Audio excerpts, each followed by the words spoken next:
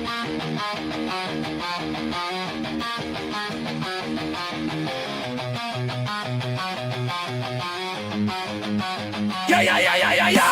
Wake up with coffee and sports. Sunrise glow, listen coast to coast. A flow like you know. Offensively, who made them? Oh, Patrick Mahomes. Sideline to sideline with plays to show. This network's got the spark.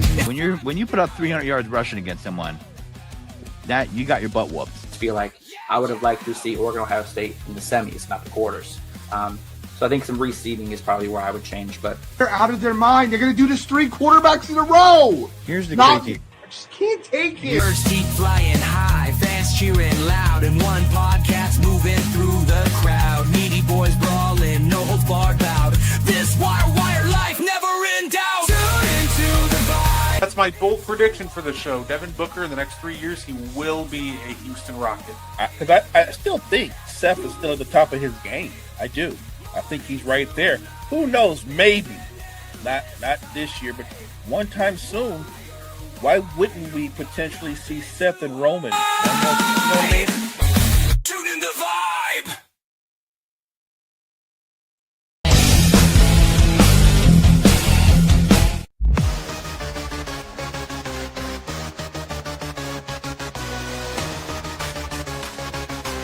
Warrior Reds, good centers. Got me on the mic now, let's spill the tea. Talking courtside dreams from history. Legends on the blacktop now and then. From Will to Steph, we hit it again. Both chimes in, let's go deep.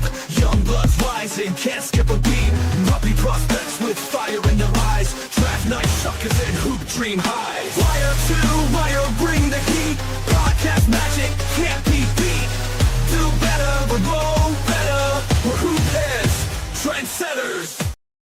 What is poppin', y'all? It is your boy, Guard-E3, and welcome to the And One Podcast. And of course, today we're just having a little fun. It is Game 6 of the NBA Finals. They are doing some entrances, and it's going to be absolutely terrific. I'm so glad they brought back the little pregame entrances. It's great. But yeah, we're going to hang out. We're going to watch the finals. And of course, joining me is Mo Betta. How you doing, Mo? Hey, what's good? What's good, everybody?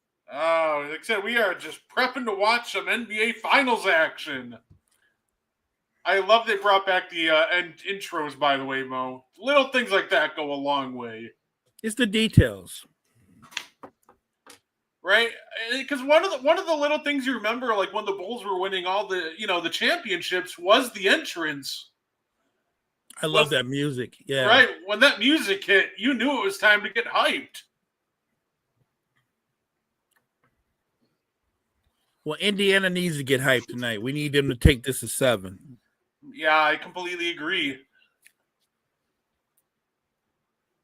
Say, apparently the Halliburton injury, it's a multi-week injury, but it's the final, so he can walk, so he's playing. That's interesting. All I'll say is this. If it's something that normally he wouldn't play, he shouldn't play.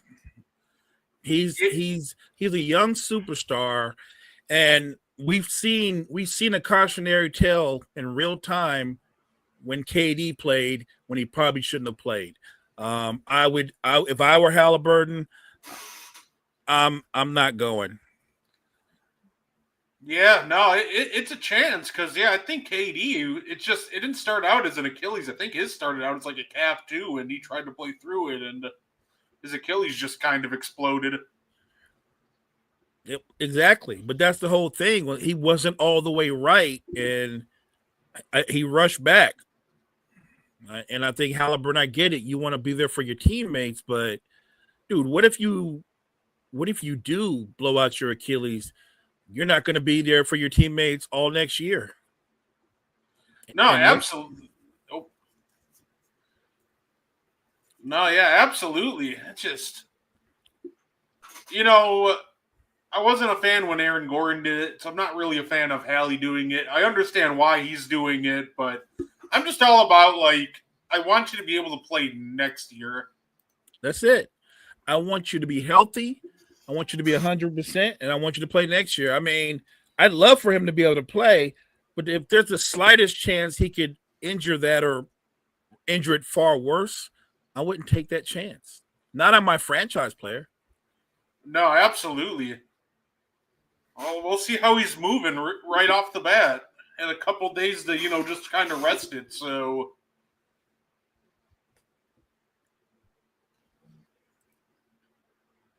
say, Indy's ready. Indy's fired up. But to be fair, I guess if you're in the NBA Finals and your team's facing elimination, how can you not be fired up for this one? Facts.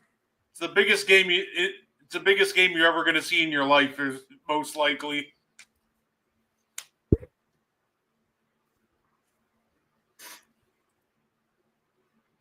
Good defense by Turner. But that double big lineup, ooh.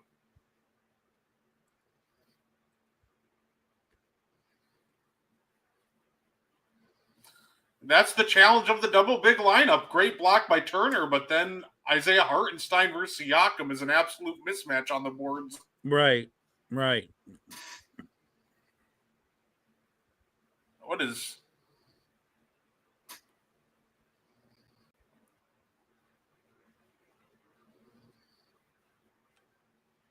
Oh, wait. Okay.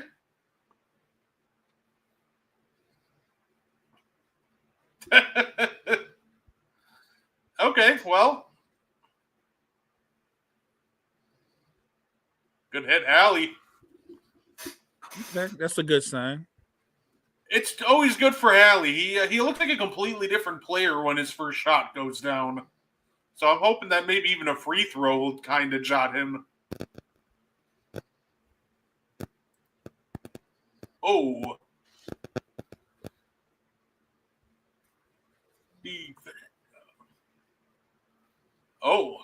Oh, loose ball.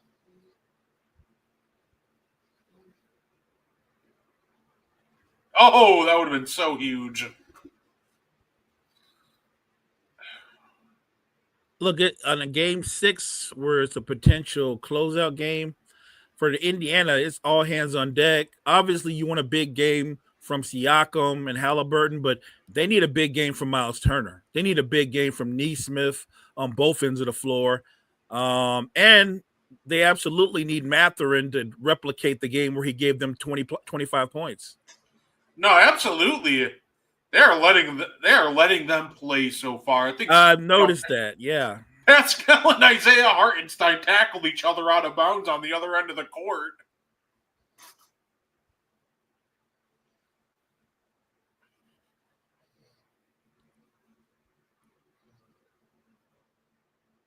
Oh. I know you got like nerves and you're excited, but that doesn't mean you got to speed everything up. Just slow down a little bit and play your game. Yeah, both teams have come out with a lot of energy, but some of it is nervous energy. Send it, Howie. Do it. Step it back. Oh. Well, you know what? Halliburton's been kind of aggressive to start. That's a great thing to see. That's great to see. A lot of the times Halliburton was passing out of that matchup earlier in the finals. I'd love to see him continue to attack iHeart.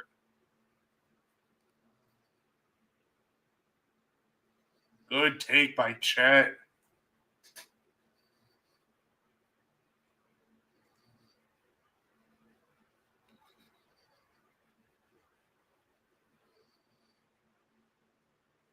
Okay. I like Halliburton's energy so far. He looks good so far, and he's playing with a lot of energy. Okay. Say that's good defense by Pascal. He's just too small to do anything with Chet right there. Yeah, he stayed with him, played the move perfectly. Chet he's given up a lot of height to Chet.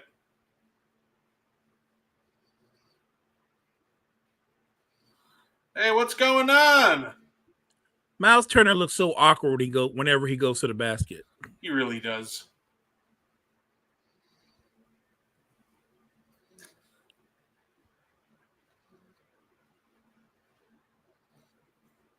Man, I really do wish they'd have like the NBA. Oh, good move. Ooh.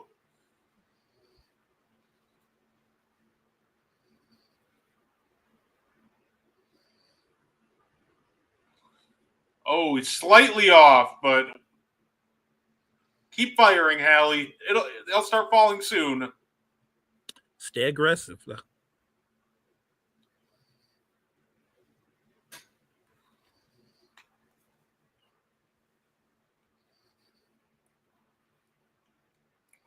Love that behind the back move by Dub there. Chomping. The way that J-Dub can change directions, that's crazy. Yeah, get a timeout, Carlisle. Yeah. No, as soon as you got beat baseline, like, yeah, just call it.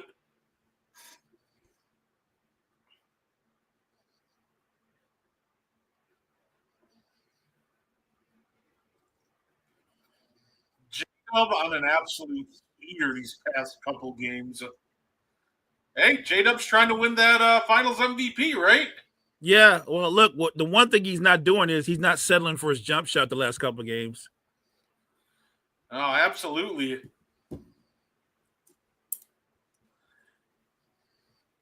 Oh. If they win and J-Dub does have a big night, like a bigger night again, I think he does have a legit shot to be Finals MVP. I think he has a shot. It's going to be so tough, though. Because you're going to – I get it. SGA has obviously been the better scorer throughout the series, but J-Dub has been the better scorer. He would have been the better scorer the last two games, the most important games, and he's always the better defender.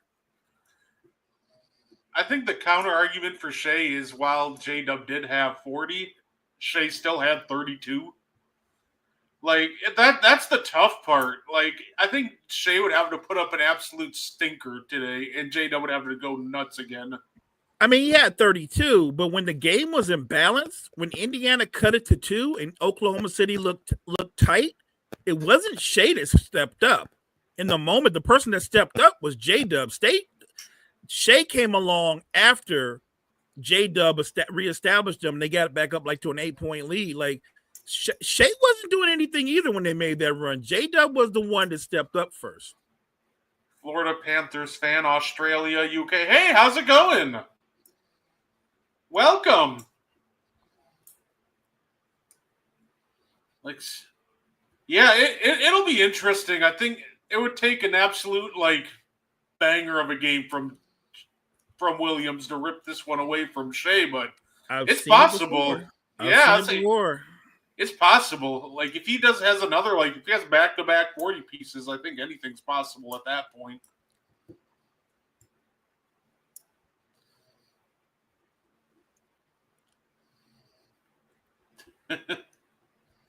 Yeah, so no, I saw your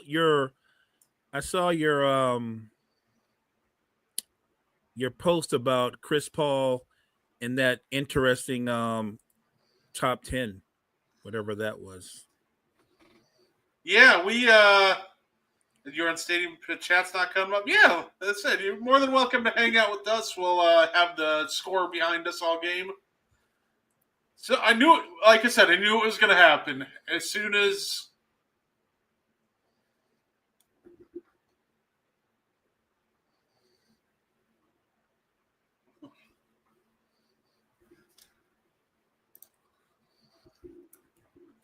No, as soon as as Shea was on the cusp of winning a ring, I made that joke to you. I was like, it's gonna happen. They're gonna like bury Chris Paul and all of our other all-time great point guards. And sure enough, I see that list. It's like, yep, Shea's the 6th greatest point guard of all time already.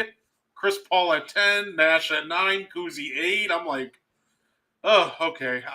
I still don't know when J Kidd got to 5, but look.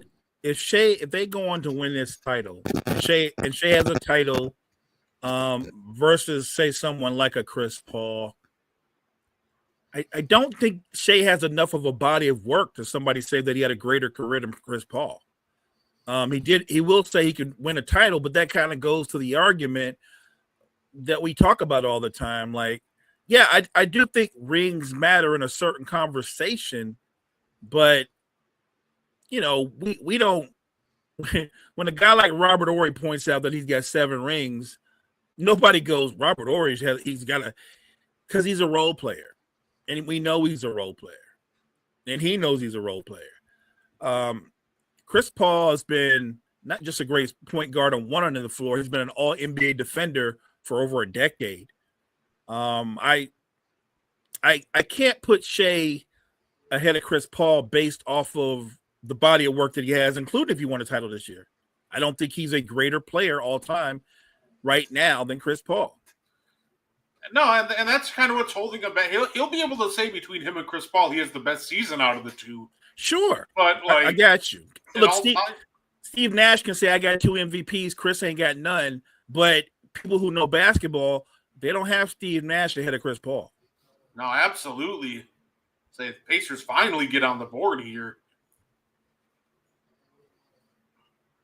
That was actually their first jumper because the other 2 came off free throws. Oh wow, okay. All it took was 1. All right, Pascal, take him home. Yeah, right. I think he's honestly the funnest guy. Like who would to talk about all time ranking wise for me? If they won the finals, might be Pascal Siakam. 2 titles, isn't he like a 4-time All-Star? Yeah, and I think if the Pacers win, like he's Finals MVP, right? If I'll say he's got to play well tonight and in Game 7, but he's been of all the Pacers. OKC really hasn't bottled him up, especially in the latter part of this series. Like when he's aggressive, no one can guard him. Oh, absolutely. Oh, he missed. Nemhard. Bang! What a shot by Nemhard. Here we go. That was big.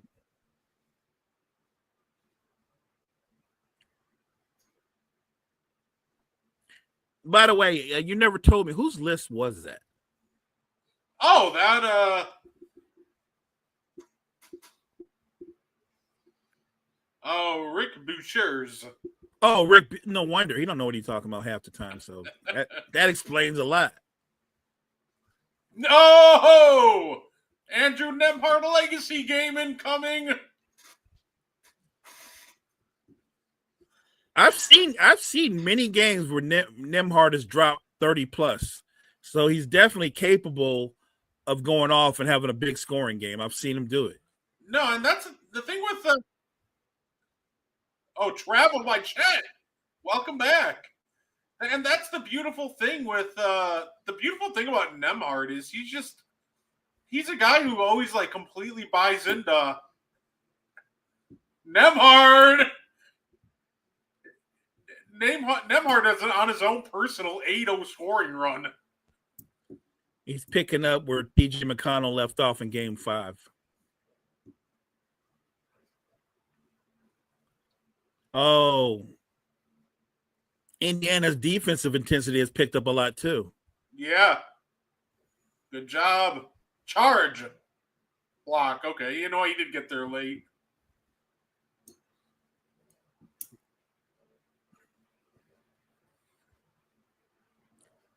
Let's see. Oh, yeah, he's still moving a little at the end.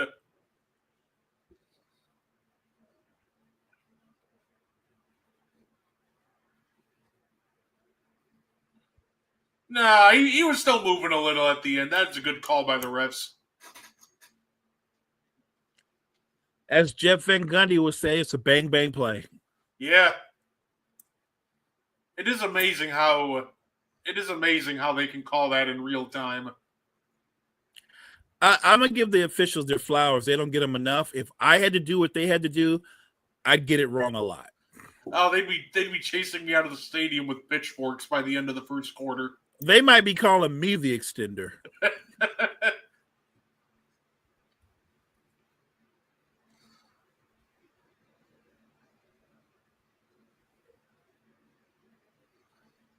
Come on. Swing it. Nah, you give this to Nemhard. You know exactly where this has to go. Oh, he's not on the court anymore. Oh! Obi Toppin is... This is insane. Like, this team couldn't score for the first 5 minutes, and now they just can't miss.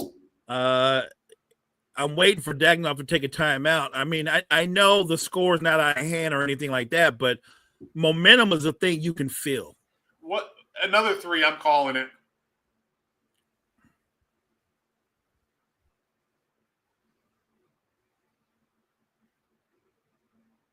Okay. You know what? Spare. Oh, wait a minute. Yeah, I gotta call it.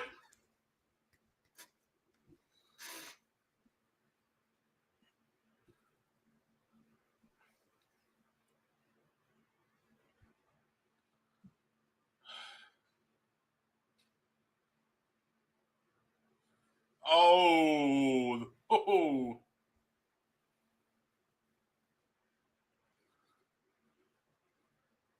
Just absolutely lazy execution by the Thunder there.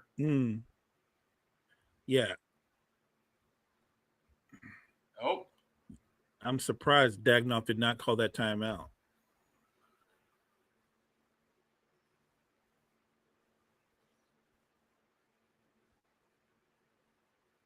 I like this. Well, I was going to say, if he... Oh! Oh, Pacers are hot now. What a turn of events. And no timeout. Hey, there they go. They finally called it. Finally. I was going to say, is he trying to do the Phil Jackson thing? Let him work it out? Yeah, no, I think that works in some situations. In this one, though, just get your guys reset, man. I don't know if they're working through this. You just got to break up this Indiana momentum. Hopefully a little break calms their three-point shooting down a little. Reggie Miller's wearing his Jalen Rose jersey. That's funny.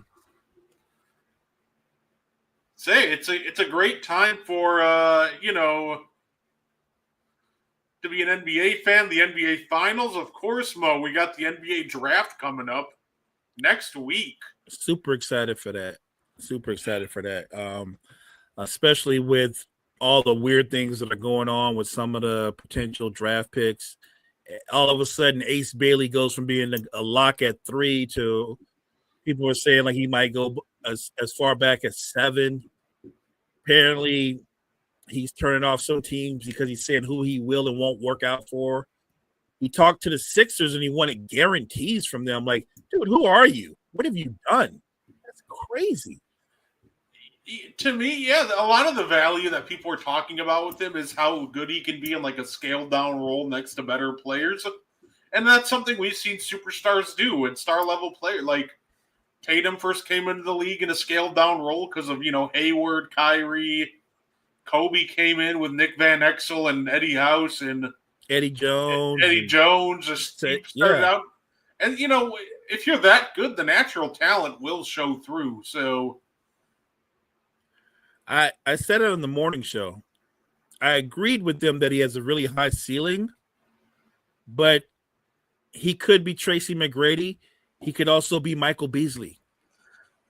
Oh, my no, I agree with that. Beasley was the name I thought of, but I saw somebody saw him start to decline workouts and said, I've seen enough. Welcome back, Cam Reddish. I'm like, oh, boy. Not Cam Reddish. 6'8" athletic wing who has all the potential in the world? Oh, maybe. That's kind of what's frustrating about Ace, though. Like, I understand he wants to be a superstar, and now I'm just trying to figure out, is this, is it Ace doing this?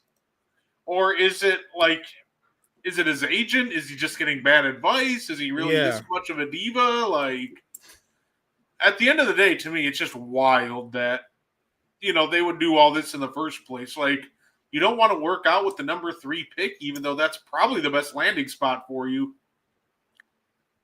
Yeah, I don't understand. But look, we live in different times. Young guys, a lot of them coming here with different mindsets. And look, because they're young, a lot of them aren't very mature.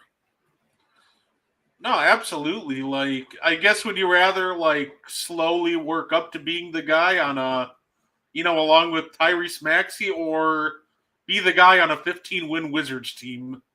And he looks like he wants to be the guy on a 15-win Wizards team, or form the greatest chucking duo with LaMelo Ball. I That was would just make Antoine Walker blush. I was just getting ready to say maybe he wants to play with LaMelo, and they can set all kind of records without winning.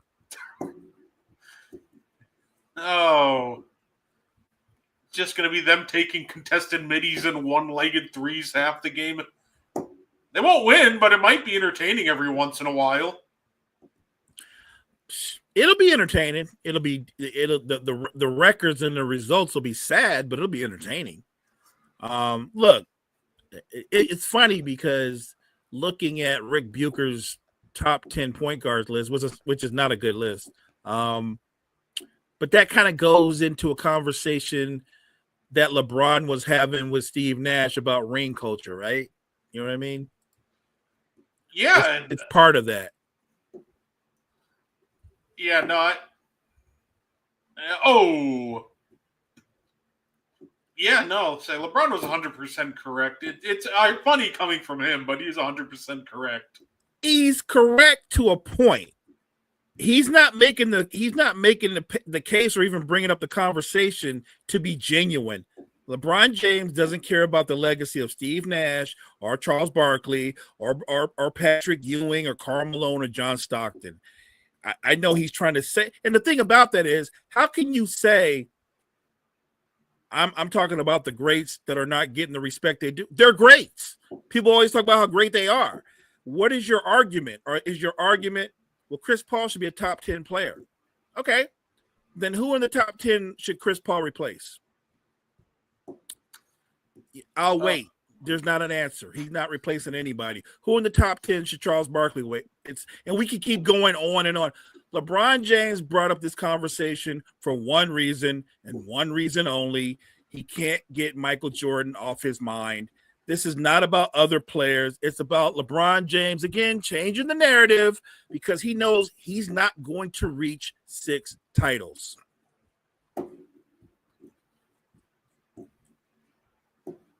No, and he's not going to reach 6 titles. So the argument now is, oh, no, it's not about ring chase. How can someone who left Cleveland to ring chase with Miami say you're not about ring chasing? The same guy who they had this weird press conference where he himself said, what'd he say, Brett? Not 1, not 2, because you're ring chasing. And then when you beat Golden State, if you're not ring chasing, you wouldn't say that just made me the GOAT. You're ring chasing. You left Cleveland to go to LA to do what? To ring chase. Don't tell me you're not part of ring chase culture and you don't know where it came from. You're a big part of it. You're not the reason it exists. It's been around for years, but you're a big part of it. All of a sudden, you're trying to change the narrative. It's not about everybody else. He wants to change the narrative because he's not going to catch a certain someone. No, that's a foul on TJ. And that's kind of why I said it's ironic coming from him. The message is good, but coming from LeBron, it's just kind of funny to see him be the one to deliver it. Let Giannis deliver that message. Let Chris Paul deliver that message. But LeBron is the wrong messenger for that conversation. How's the weather? Weather's good by me. It's nice and warm. Are you from Australia? Are you from the UK? That's cool. How's the weather by you?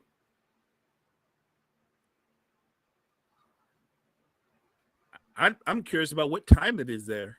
That's a tough shot. I don't know what that was. Wow. Oh, Nemhard wanted to step back so badly right there. He did.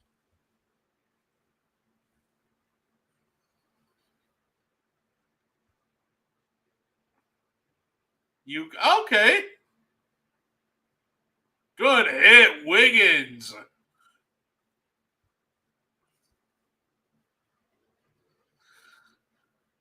Oh, that's awesome. I've never been to the UK. Obi! Nope. I've always wanted to go there. I wanted to go. My daughter actually was there about 2 or 3 days ago. Oh, that's awesome. Yeah, her school is doing this thing where it was they won a thing for entertainment international where they sing and perform. And like right now, they were in the UK, they were in Paris, and tonight they're going to be in Switzerland. Oh, that's cool. That's awesome. So I told her I was jealous because I was like, you're making trips that I've never come close to making. I remember my 2 places I got to visit was I was in school is through art class. I got to go see Evita on Broadway. That's dope. So that was cool. And then senior trip we went to Cleveland, which was actually a lot of fun. Cleveland, this is for you. It's 2:06 at night, and the temperature is 16. Ooh, 16? Wow. you know Wait what's a fun? minute. Is it always like that in general, or is it like still winter time there? I'm just asking a crazy question. It might be 16 degrees. Do they measure in Celsius? Do you guys measure degrees in Celsius or Fahrenheit? 16 degrees is cold as you know what. Yo. Yeah, nah. I was gonna say 16. That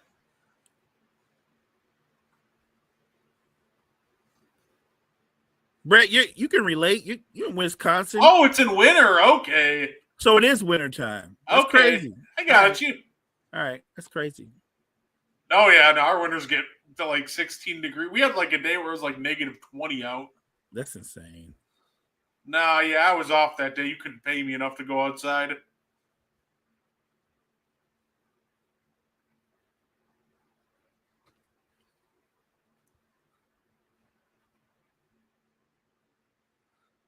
Yeah, I'm actually from the central part of like the United States in Wisconsin. So yeah, we during our winter we normally get quite a bit of snow. Bad play by SGA.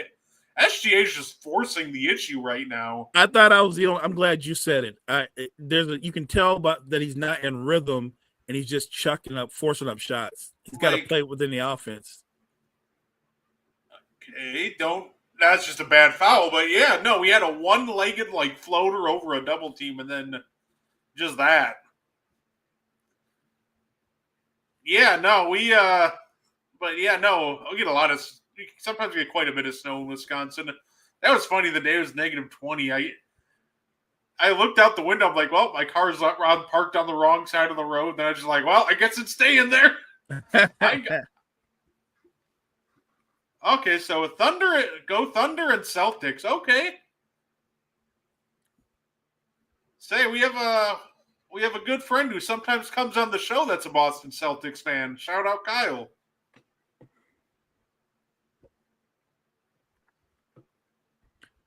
So if you're a Celtics fan, are you a huge Jason Tatum fan as well? I like Jason Tatum. I love how they're like, that could have been an offensive foul. He clearly extended the off arm to create space. That could have been a foul. Yeah, my problem is, let's be consistent. If that's a foul in the regular season, it's a foul right there. That's a foul. No, I completely agree. Obi was just swarmed.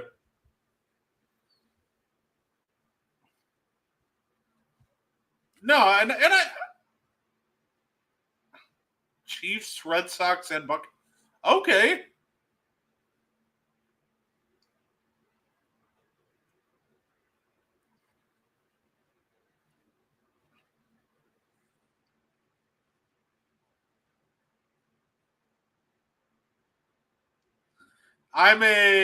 My basketball team is the Milwaukee Bucks, Green Bay Packers for football, Milwaukee Brewers fan, and it's funny, I actually hate watching Wisconsin Badgers basketball, so. Really? Wow. I want to cheer for them, but their offense is just so bad. Like, I'm not trying to watch you run the I formation for 48 minutes. And it's not even like good offense. It's just them like plunging and getting like 6-7 yards on the ground, which is great. And then we have a quarterback that can't throw. Mm. At times it feels like I'm watching like the 2012 Vikings, where it's like, hey, this Adrian Peterson guy's really good. Oh, it's guys like Matt Castle throwing the football. Okay. Nah, I don't actually. It's Wisconsin. I want to cheer for them, but if their offense is just so hard to watch. I just hate watching it, and it just never seems to get better. That's fair. I used to watch a lot of Wisconsin back in the day, but that was only because I like Mike Finley. No, that's fair. I said I love our running backs. We get good ones like Melvin Gordon, Jonathan Taylor. Like, we pump out good running backs. Both of those guys are nice, especially Jonathan Taylor. We just haven't had a good quarterback since like Russ.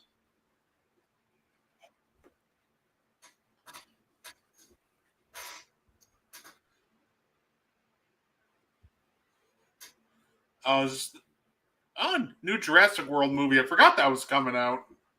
Definitely have to check that out. I'm excited to check that out, and I want to see that new. I think it's 28 Years Later. I want to check that out. Oh no, I got you. Yeah, no, I'm. Oh yeah, no, that's. You know what? That's fair enough.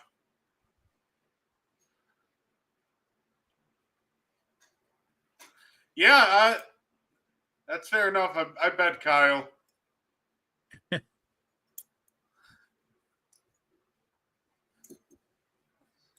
Not asking for a lot. Can I just get a quarterback that can do more than like consistently hit checkdowns? Because after that, it just gets dicey.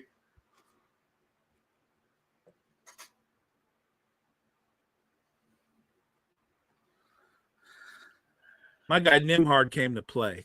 Uh-huh. Nimhard came to play. No, absolutely. I'm convinced. I think I know the top 3 in the draft. I'm pretty confident that the top 3 in the NBA draft are just going to be Flagg, Harper, and Edgecombe. I think it's going to be VJ to Philly. So you do think Edgecombe's going to go to Philly? Okay. I think it's going to be Edgecombe to Philly unless they trade out of the pick.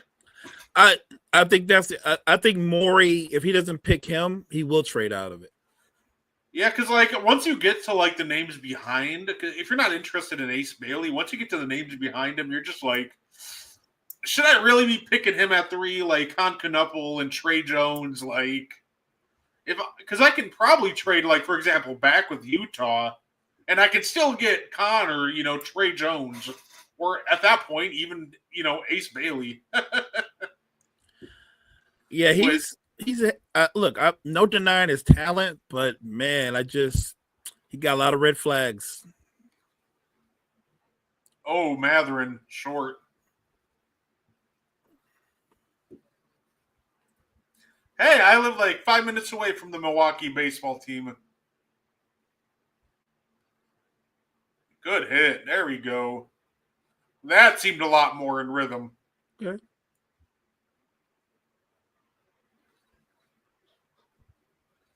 TJ McConnell's so funny. His offense just looks like he runs around in circles and does spin moves and it works. I don't know, but in game 5 for like a 6 or 7 minute stretch, he was the best player on the floor. No, absolutely.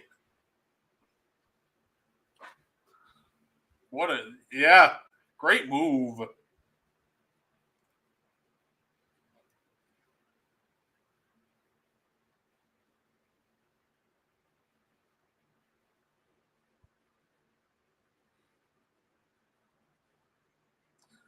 Oh boy. It's happening again, Mo. It's coming.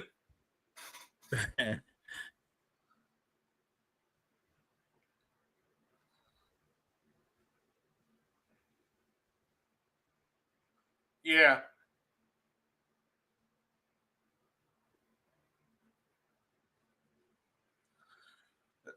That is a veteran move right there, Matherin, by the way.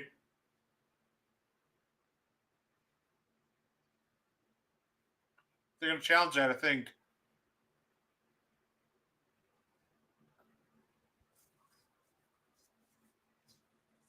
Oh, they didn't have to. They just overturned the call. Okay, I respect it.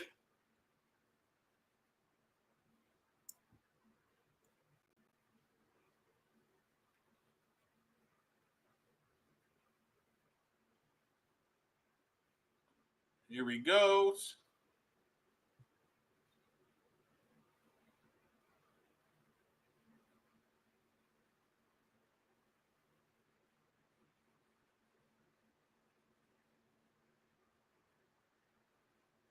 All right, there we go.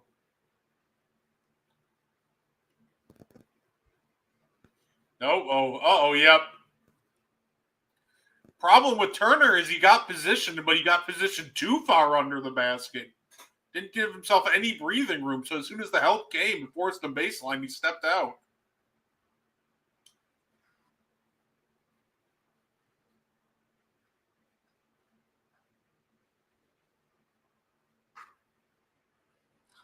Oh, what a head fake.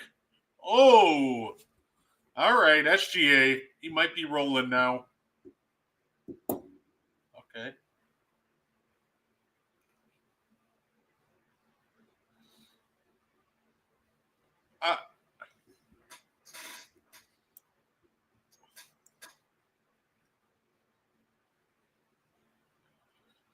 Yeah, I agree. Miles needs to punish Williams on the switch. Oh. The problem with Miles Turner is no back to the basket game at all. He don't have a back to the basket. He's a face up player. Yeah, no, he I mean, you can't make him something he's not. He's not a good post player. Miles Turner's like moves are just awkward half the time. Like that attempt of a sweeping hook was just weird.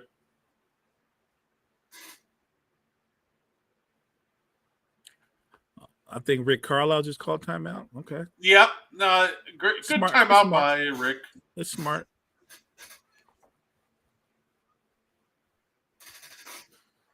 No, I'm shocked they didn't. Oh, Matt Ariza got re-signed? That's good. He's good for them.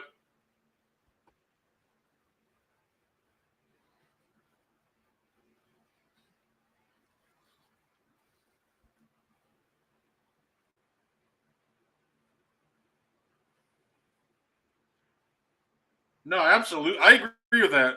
A face-up jumper would be killer. Which the problem with Miles Turner, though, as soon as he feels that pressure of somebody contesting his jumper, he rushes it. And I think that's the challenge sometimes with him trying to do a face-up jumper.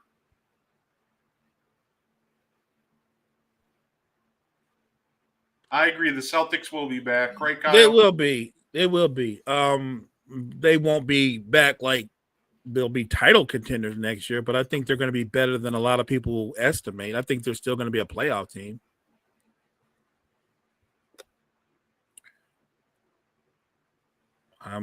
But I will say this, and I always say this: don't sleep on Brad Stevens.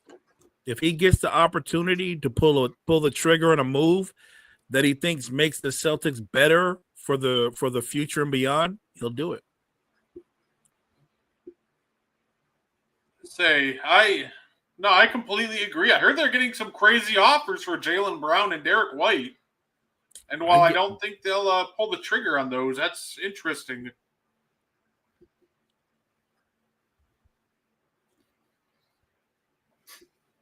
Although, if there's a crazy enough offer, Mo, maybe you do have to consider making a move.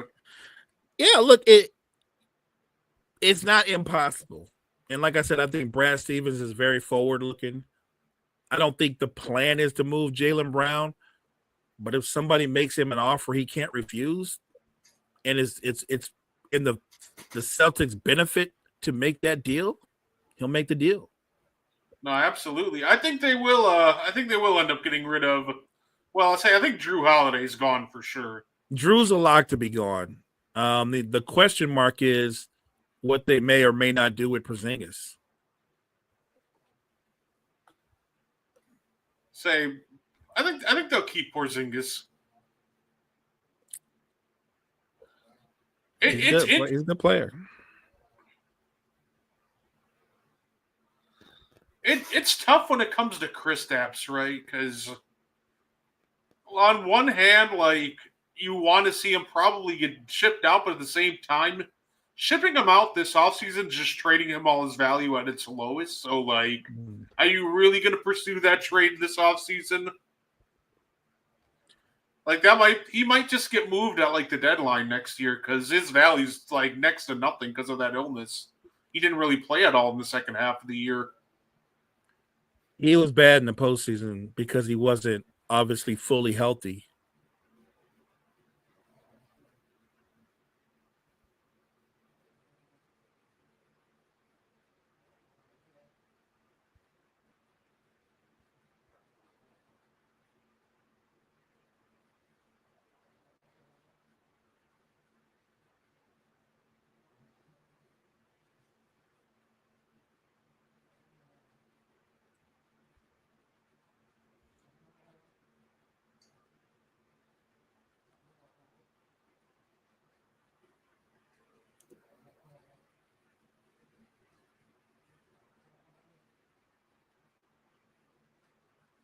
That's good defense on him. You may see I can pick up his dribble. That's good defense. No, absolutely. Man, McConnell's on fire. Him and Nembhard came to play. Yeah, no, I completely love seeing that. You need a better center.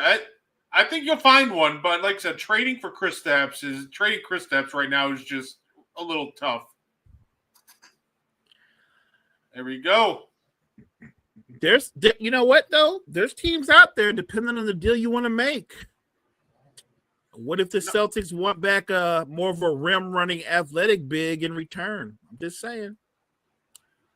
No, fair enough. I would look. I've always told Kyle this. If I'm the Celtics, I'm always asking about the situation in New Jersey with not New Jersey anymore, in Brooklyn with Nick Claxton, because I love what Nick Claxton can do because of his ability to run and play in space defensively. This Thunder defense is really starting to clamp up.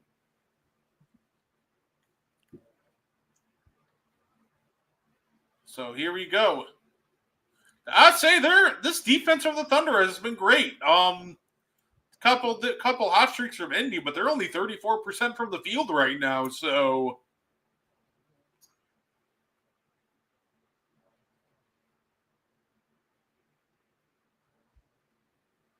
That's great defense. Oh, that's Pacer ball. Looks like it looks like Chet touched that last.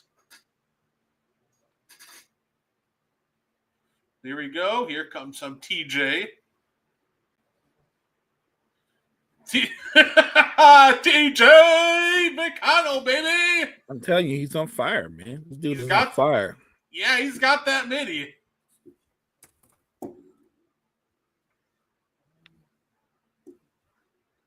Oh, here we go. Come on, oh, Hallie, step back. Yeah, it's good. Halliburton. The Thunder defense has actually been pretty good. Yeah, that's a foul. You know what's funny? I thought the Thunder defense is pretty good so far, but the Pacers have been getting hot in stretches. I was going to say good defense, but it's been better offense. Yeah, no, absolutely.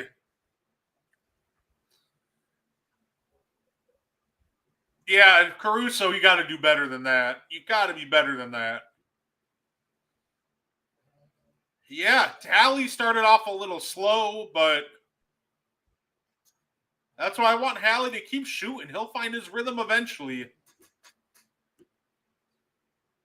Here we go. TJ. Oh, TJ, he's going to try to blow right past him. Oh, for sure. Oh, he almost got that.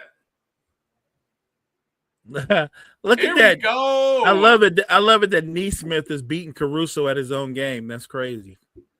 Say TJ Warren is coming alive, or say TJ Warren, TJ McConnell is coming alive. Absolutely. Say another solid bet, Tony Bradley, just being a big body and not letting Caruso get that one. Boston Celtics. Oh, Kyle. Kyle, do you agree with that? Hang on, let me pull this one up just for Kyle. What did he say? Boston Celtics need Trae Young. No, they don't. Kyle loves Trae Young. That's why I had to ask him. I know he's one of his favorite guy. players. Absolutely. No, and here's the thing about Trae Young. I don't know if he actually kind of like fits. Yeah, Kyle, my nightmare. Trae's an interesting player because like the Hawks generated like the 8th most amount of open shots in the league, but also Trae Young's just lack of off-ball ability at times just kind of makes me nervous a fit with him in, let's say, like Boston.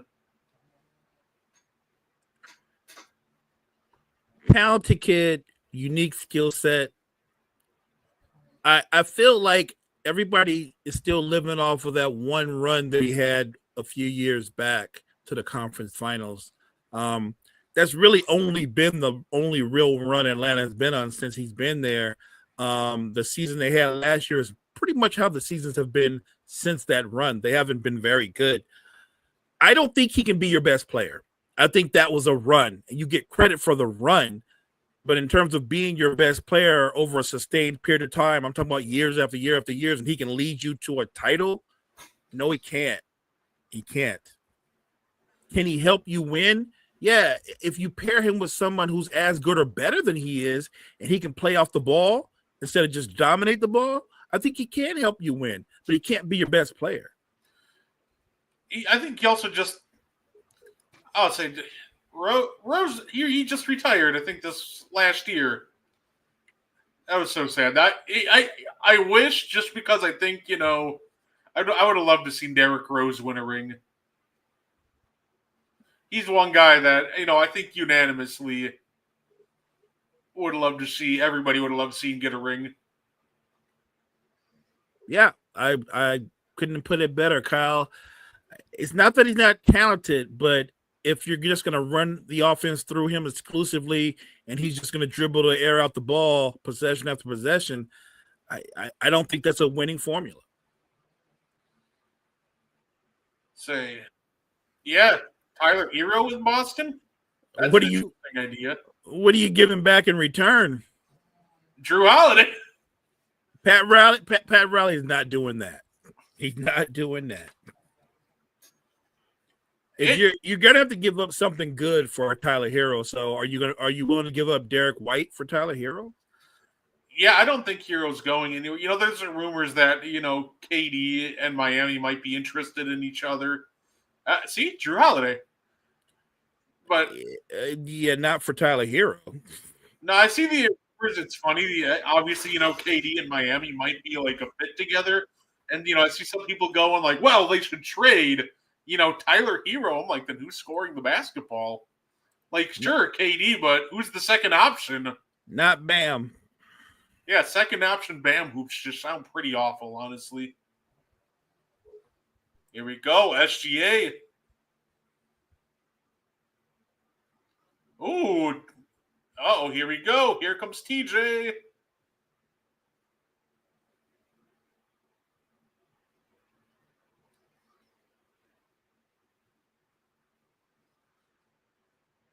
Don't go under. Oh, I thought he was going to pull that. Travel, yep. Kevin Durant in Boston, I don't think it would happen, but it's an interesting idea. No way. I don't think that has any chance of happening. Honestly, I thought Nemhard was just going to pull that step back.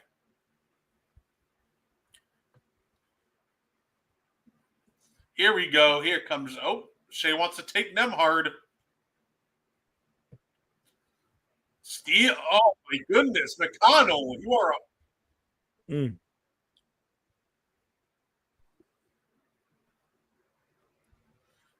TJ McConnell, man. Active hands on both ends of the floor. Yeah, no, he's just absolutely nutty right now. I love to see it. Uh-oh. I thought FCA was going to pull that three.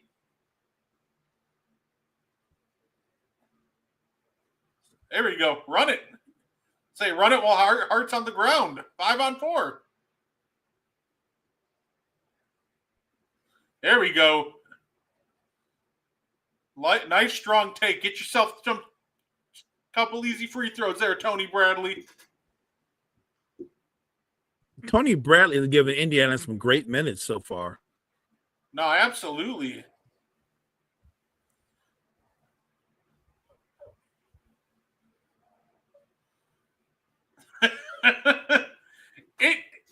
This game right now, Mo, it just feels like the difference of the Pacers are just outworking the Thunder.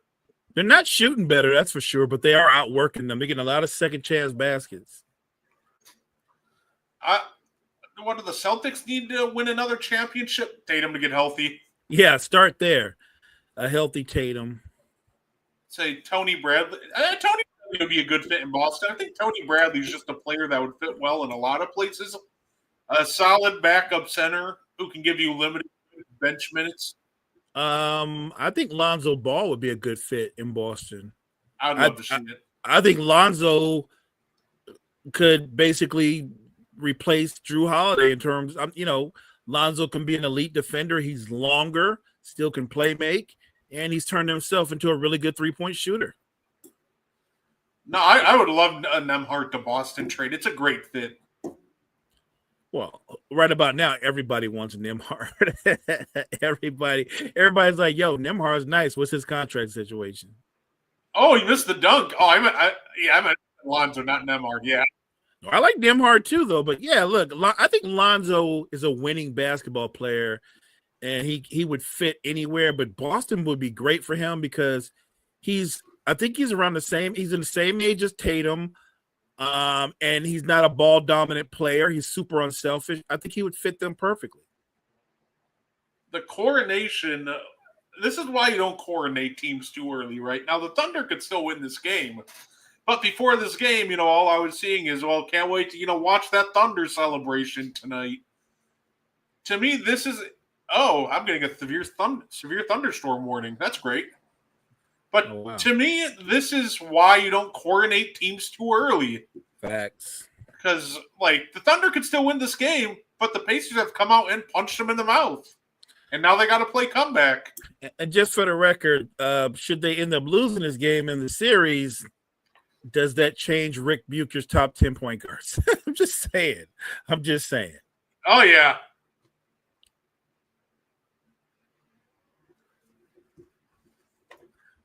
I know that was, to be fair, I guess I'll be a little fair to him. He said that's his if Shea wins a ring and finals MVP. I still think that's a hell of a thing. He got one title. Look, Oscar Robertson, the Big O, won one title, and he's not in anybody. Where's he at?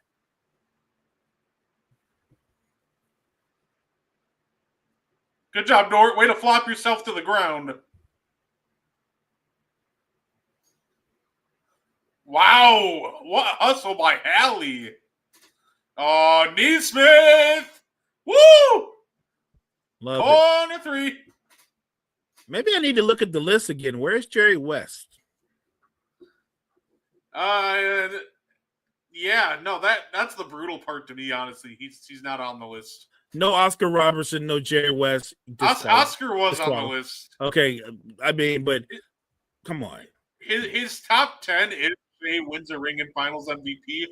Magic, Steph, Oscar, Stockton, Kidd, Isaiah, Shea, Kuzi, Steve Nash, Chris Paul. Which, by the way, I agree with that. I would put Jerry West all the way up to 3. if we're talking about greatest point guards of all time, I would absolutely put Jerry West not only in the conversation, but I'm putting Jerry West in the top. Like I think 3 and 4 are just probably just West and Oscar, if we're counting the pre-merger guys. I think it's Wes, Oscar, then Isaiah. Say yeah, and then like I think I would put Isaiah over both Stockton and Kidd. I would too. The thing with John Stockton is he has like the very good longevity stats and he has great numbers, but his peak just is not up there with these guys. Oh wow, must be bad. Yeah, well, like I said, I'm getting a thunderstorm warning, so.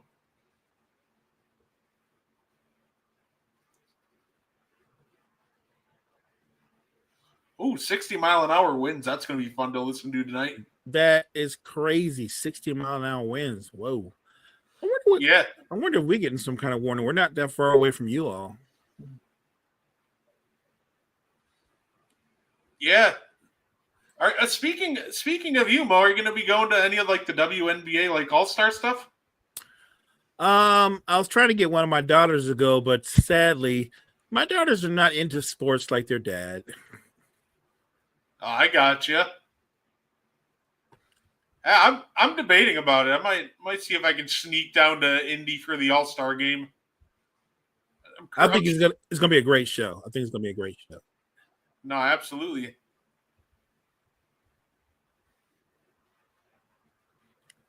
Ooh. I'm glad it's a full timeout right now because now I'm just like, okay, cool, I get it. There's a storm. Please, I want to watch my game. Good point. There we go. Oh, yeah, there we go. Perfect time for the full timeout.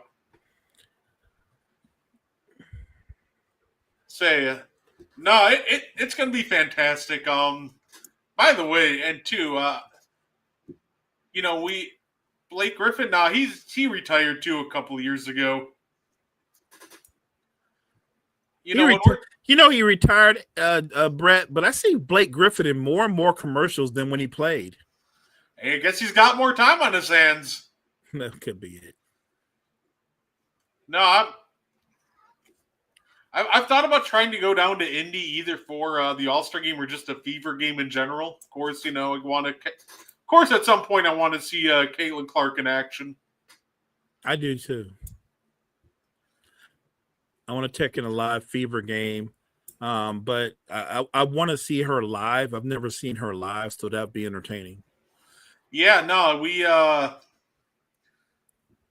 the only time I hear about, we hear about her a ton. Obviously, there's that whole incident with her and Indiana and Atlanta played, and things got a little chippy. Right. That was wild to me. Like, okay, I get it. There was some fights and everything, but people are like freaking out. Like, dude, it's basketball. Things are going to get heated. And I'm okay when guys talk smack to each other in the NBA. We just go, that's part of the game. I felt the same way in the moment when it was happening in the WNBA. Competitors, some are going to talk trash. Somebody's going to try to be a little physical. That's part of the game. Oh, the only thing I had a gripe with is I can't remember her name, the young lady that ran up on her and pushed her. That she should have got tossed on that. Marina Mabry. Yeah. That was weird. He was like, the refs were like, well, there wasn't enough to constitute an ejection or a flagrant 2. I'm like, really? Like a little hit stick after the play? Like, I think that was more than enough. Right. You should have told the ref should have been told, like, how about I run up on you, ref, full speed and just drop you? And the problem with that is we saw it at the end of the game. That's just going to raise tensions to where you don't control it, then something else is going to happen. Which is exactly what did happen. Correct. Yeah, right. We all saw that dust up coming from a mile away. J-Dub. I think they need to make a push because if Indiana goes on one more big run, I think the game's going to get out of hand. Here we go.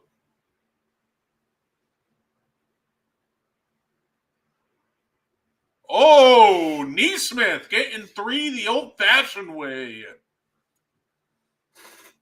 All right. OKC, what do you got?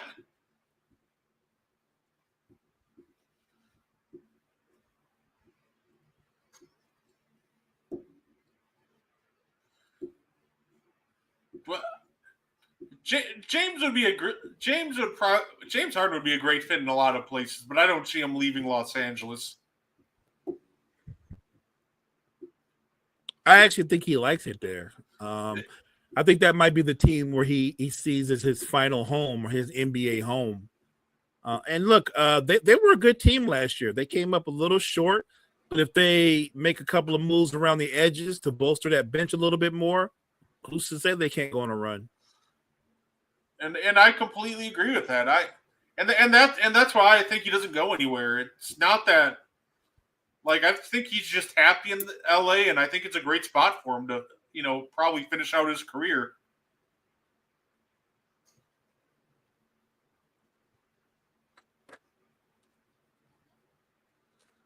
Whoa! Oh! That was barbecue chicken right there.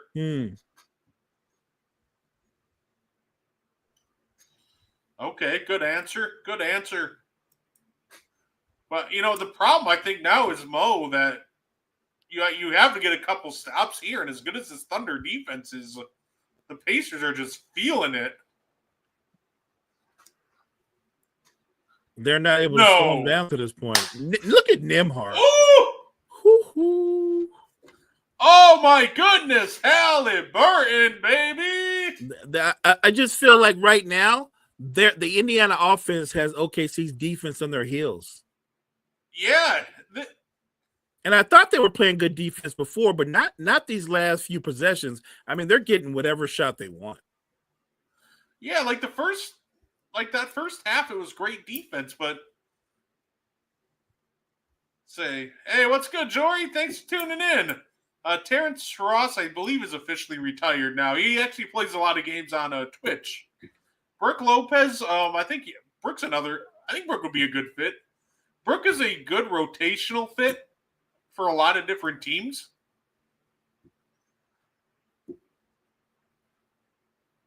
Good block by Caruso.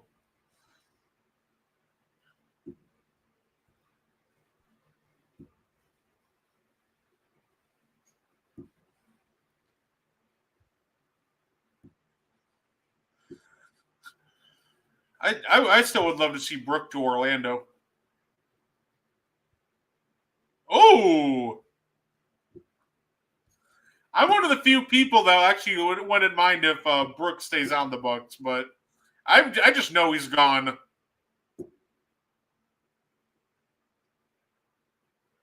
Whoa, J-Dub! Let me ask you, if Brooke is out, what do you feel about bringing back Kuzma or letting Kuzma go?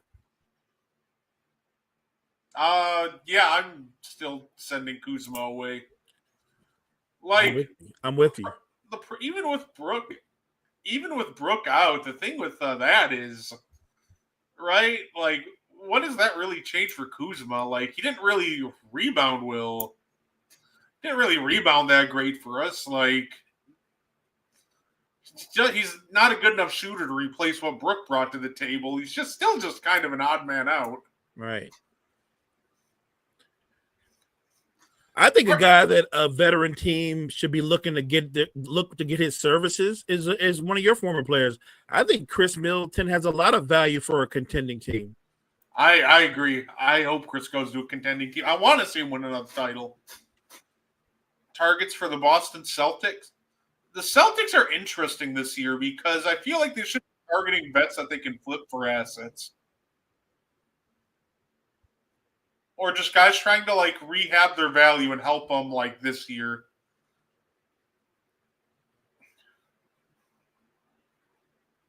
I can see Alec should have just pulled it.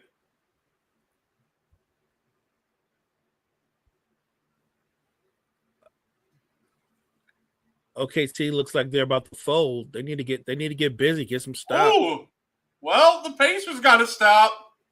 Oh!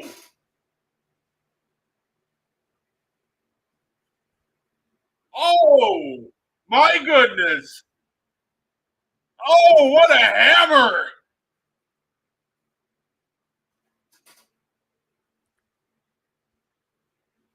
Oh, wow.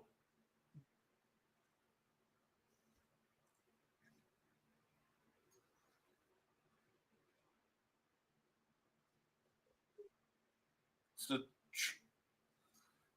that's the best shot you can draw up when you need a bucket is a 15-foot Chet turnover fadeaway?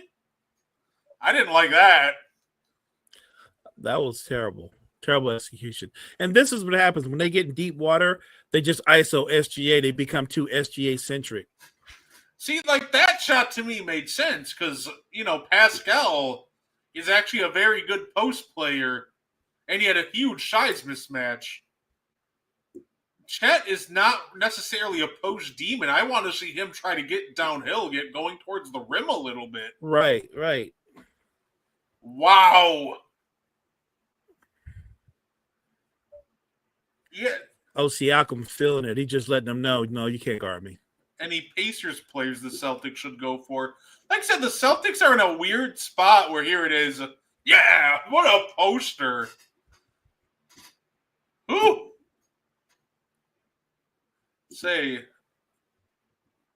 But the Celtics are tough because they're not like contending right now at least next year they're not contending. So it almost feels like they should maybe like aim for some vets that they can, raise their trade value, then flip for more assets that they can build for the years after when JT's back.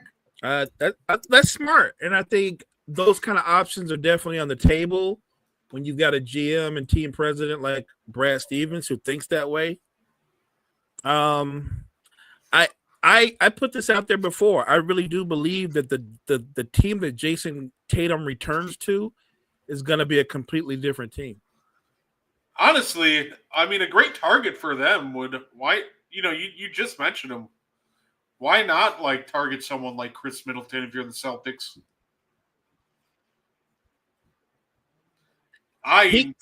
If you're going to lose Al Horford, even though they play different positions, I think Chris can deliver that kind of leadership, right? He can be kind of the elder statesman, veteran player, but he's a wing player. So he's a playmaker. He's still a shooter, and he's a solid defender. I think Chris would be a great pickup for Boston. Yeah, and by the way, shout out Ron Artest for being in the house. Please nobody throw a water bottle at him. But we don't need that again. Ever again, yeah.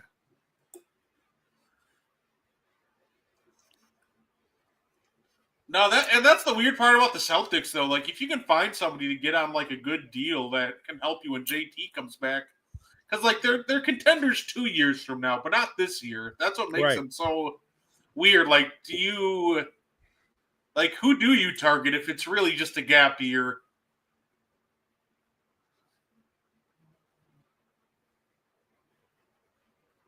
And is that the strategy? Do you put together a competitive roster with the mindset of we're trying to make the playoffs? Or do you go out and target guys that are good players, but what you're really trying to see is if you can develop them and elevate them and, like you said, build up their value so you can flip them? No, absolutely.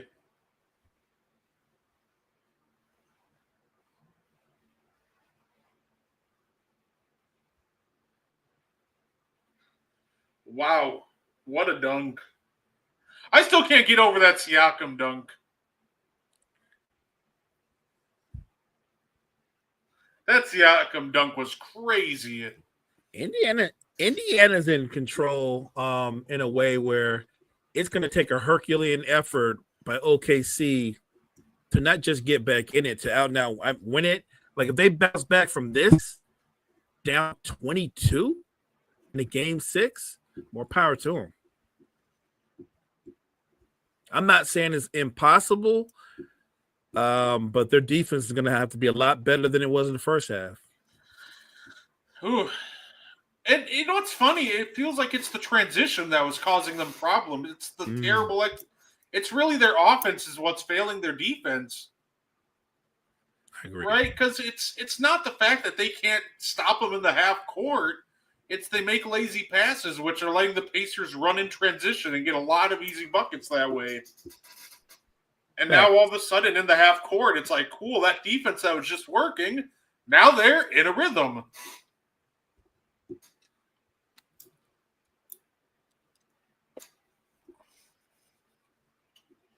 Like I said, it's you're probably not going to see a lot of big time acquisitions from the Celtics this year. Say the Drew Holiday trade will probably be what brings you back your best asset. I'm not even sure who they target with Drew Holiday.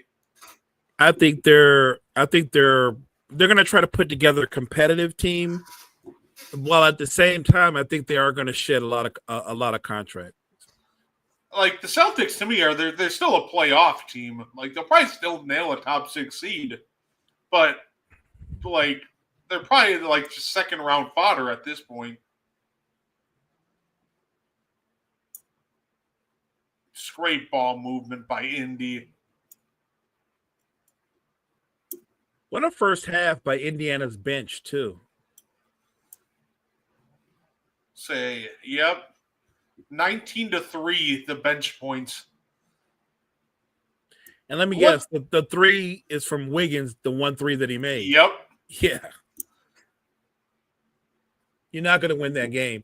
OKC's bench has got to be a lot more productive than that. They don't have to beat Indiana's bench, but they have to be competitive in their production.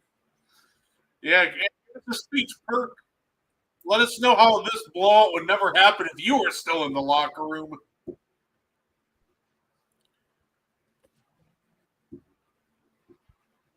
That's what I love about the Pacers. They're never out of it. Once again, before the game, it was just, yeah, OKC can't wait to celebrate that, championship tonight. It just seemed like a lot of people were counting out the Indiana before the game even started, and they've come out swinging. No, I'm excited. We wanted a great series. I know before the series began, a lot of us made our picks, and we thought conventional wisdom. We thought the Thunder are probably going to win in 5. Once Indiana punched them in the mouth in game 1, I thought this would be different, that it had a chance to be a great series. Indiana wins tonight. We're going to be talking about game 7 on Sunday, man. That's amazing. Look, and both of us, we don't have a dog in this fight. Like maybe you might lean a little bit towards Indiana because they're kind of the underdogs, but I'm honestly the kind of fan I am. I honestly just wanted a game 7, and I want a great game 7. I don't just want a game 7 and somebody else gets the door blown off them by 25 or 30. No, yeah, give me a great game 7. We've had some great game 7s. With just in the past decade, most notably 2016 Finals Game 7, where nobody scored for the last 4 minutes leading up to the block and Kyrie 3. Hey, just 3 years before that, 2013 Finals, Spurs and Heat went back and forth. Say, just an absolutely terrific. Does Tatum have a say in free agency? They probably talk to him. I don't think he has, complete control over what happens, but I think they'd probably inquire, what do you think about this guy? What do you think about that guy? I could see him having kind of, at least an input. Say, the thing about Tatum, though, is he's just such a team player. I don't think he's really that picky on who they put around him. I would agree. At this point, I think he trusts Brad Stevens to put the right pieces around him, and Stevens hasn't failed them yet, whether it's, trading for Porzingis, which was a great trade for him, trading for, Derek White or Drew Holiday. Andrew Wiggins would fit the Celtics. Andrew Wiggins would be an excellent pickup for the Celtics, but it would have to come in a trade. And what would be the initial trade? Because what would Miami want for compensation for Andrew Wiggins? I don't think they want Drew Holiday. Not because Drew Holiday can't help you, but let's be honest, the Heat are not title contenders. The only way I don't know, unless it's a 3-team deal. Yeah, if you get a third team, then it's interesting. But just off of what Miami has to offer, what they could want, because I do like Wiggins, his skill set for the Celtics, he fits right in. Well, like, because, the rumors are, Wiggins would probably be the piece that goes out in a Durant trade. So could we potentially, reroute Drew, Wiggins, and Durant, all the new teams? Say we could also send like Porzingis out in that deal too. In all reality, just make it like every player that people want move. Let's just do it all in one trade. We'll send Porzingis to the Suns since the Suns want a center. We can send Wiggins to Boston, and then we'll send KD and Drew to Miami. Even though Porzingis doesn't really play like a center, I mean, he's really more like a 4, and very similar to Miles Turner. He's better than Miles Turner. I don't want anybody to get confused with what I'm saying, but Porzingis doesn't have a back to the basket game either. When he's in the restricted area, it's not easy. He might shoot a jump hook once in a while, but usually even in the restricted area, he's just shooting a little jump shot. He doesn't have a post game. He's a face-up player. So I wouldn't want Porzingis as my starting center for 2 reasons. 1, he's not durable. 2, as a primary defender, he would get eaten alive because he's not a good primary defender. He's a good weak side defender. I think Buddy Hield's in a perfect spot. I think he just needs to stay where he's at, honestly. I think Golden State is perfect for Buddy because Golden State Warriors fans have high expectations. I think the franchises is more realistic. Going to Boston, I just think they would put more pressure on Buddy than Buddy's used to handling. So he should stay put where he is. And really, when you look at how Boston is built, they don't need a Buddy Hield. They got Peyton Pritchard. You don't need a Buddy Hield. Yeah, the way the Warriors play the game is just kind of perfectly suited to Buddy Hield. So I think I think he could fit in Boston, but I think his best fit. Oh, I love that dunk every time. Would Draymond fit in Boston? Nah, he got too big a personality. Draymond and Jason Tatum and Brown, I don't think that works. I mean, he's kind of been part of everything they've done during the Steph era, but they kind of came up together. Brown and Tatum are already established stars in their own right, and let's be honest, Draymond's on the other side of his prime. I don't see how I don't know what they would do with him. I think he could be helpful in a role, and he's already what I would call a complimentary star. I don't think Boston would pursue him. Like, he's under contract. There's a lot of things they could do. I don't think Draymond Green is on their radar at all. Zach LaVine. Well, you know what? That's like asking me how you feel about Bradley Beal. Same guy. Same guy. You know what's funny, Mo? I think the Zach LaVine dilemma half the time is more to do with, it feels like it's more to do with the salary than the actual skill set. I think Zach LaVine has a skill set that would fit in a ton of different places, including Boston.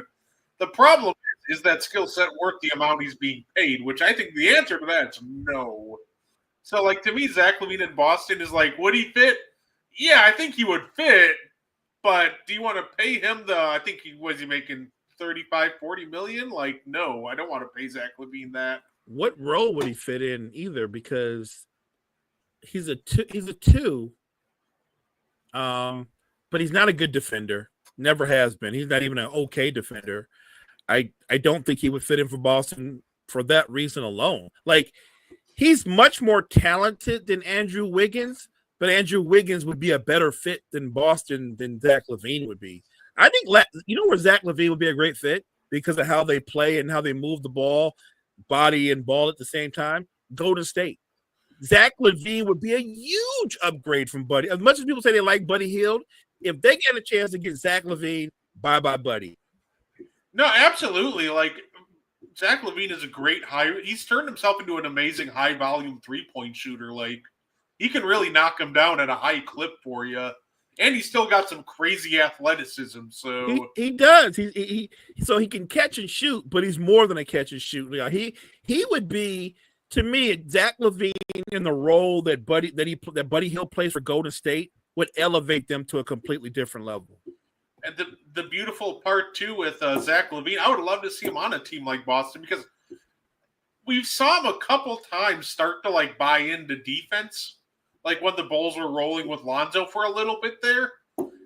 I almost just kind of want to see, like, if you put him, like this version of Zach LaVine, on a team that has a really strong culture, if you could maybe turn him into at least a passable defender.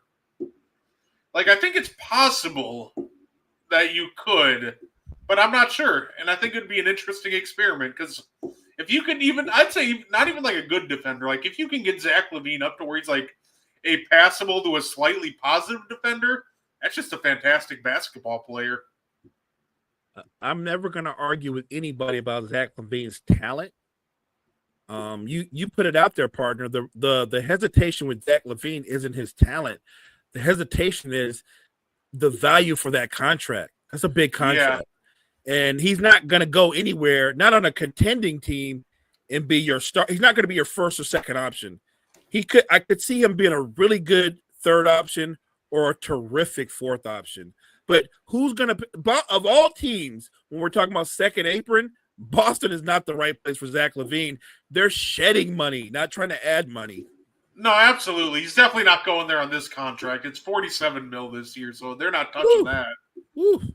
Cole Anthony, actually, I like the name Cole Anthony. I like obviously part of the Desmond Bane trade. You know, he's in Memphis right now. I think he could fit. He's a young, you know, he's an inconsistent scorer. To me, he's like a low-usage Jalen Green. I think there's value in that coming off of your bench. I actually like that comp. That's a good comp. That's a good comp. Okay. Yeah, like he's got talent. I think he's like a great six-man. Like, if you needed a microwave scorer, I think Cole Anthony can be your guy for that. And I think the Celtics could – you know what's funny? You know what? The Celtics – might not be the best spot for him, actually, because they already have like 3 of those. They already have Pritchard, Hauser. So, you know what? Cole Anthony to the Celtics, no, they already have too many scorers coming off the bench. I think Cole Anthony would be a good fit for your Bucks. I'd love it. Say, Kevin Love to the Celtics, good culture guy. Good culture guy, great veteran presence. Still probably can get you a low double-double if you need it. Where he's going to hurt you is Kevin Love's obviously he was never super athletic, but he's even slower and less athletic now. He's not a very good defender if you have to switch out and play in space. That's not a strength. But I think he could fill a void there and be as a situational player. That's the best way I can put it. No, and that's fair enough. I think Kevin Love would have it. I think Kevin Love would just stay on any team in the league. I just think he's at that point in his career where you just don't expect much from him.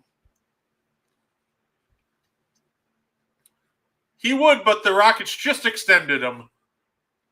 Loved the Steven Adams extension, too. I was hoping the Lakers would take a run at him, but so much for that.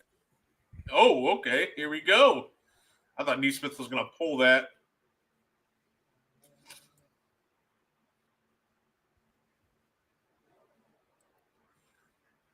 Oh, good. Lou Dort was trying to. I see you throwing your head back. You're trying to flop midair for that foul call. Again.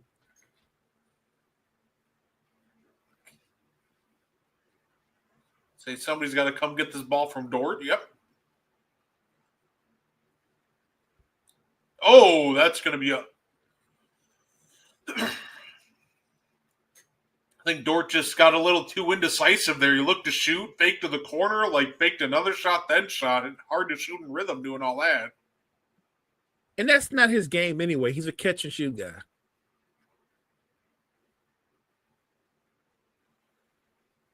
Okay, that's going to be Pacers ball. He'd be a great fit, but good luck convincing Philly to part with him. Part with who? Maxey. That's not going to happen. I'm sure the Celtics could have Paul George. I was gonna say, you could get Maxey if in the return you're willing to take back Paul George's contract too. I agree that could work. I thought he was going to put that in for a second. Let me refresh this real quick.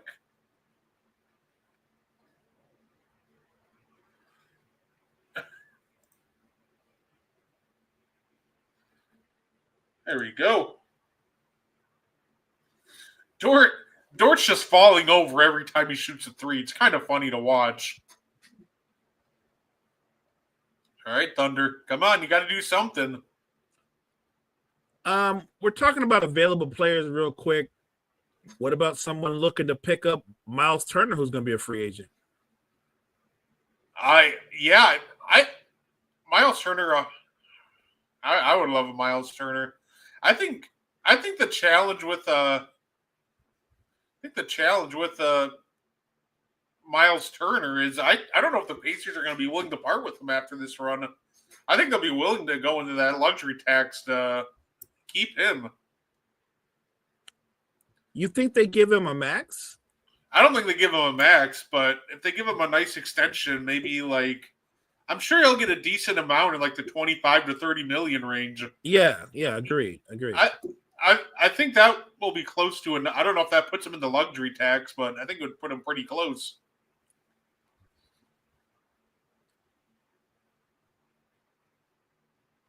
He looks awkward sometimes, but he's a really good catch and shoot big that can space the floor, and he's a terrific weak side rim protector.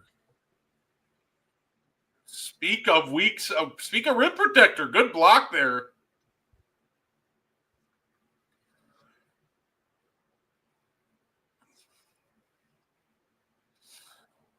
I'd say honestly, if we do get a game 7, I'd love to see just a defensive struggle all game. Give me that. You know who's played well defensively tonight for OKC to this point? I think Chet's played defense well. No, absolutely. Now you saw how Turner pushed him out when he had that move under the basket. That all that is the fact that Chet weighs all of what, like 180 pounds. He's I know he's over 7 feet tall, but he's super light. No, absolutely. You know what? I think Game 7 is going to be exactly like this if it does come to that point. Obviously, the Thunder still have time. Not going to count them out, but if we get to a Game 7, I think it's going to be like a grinded out slog, especially if they let them play physical like this.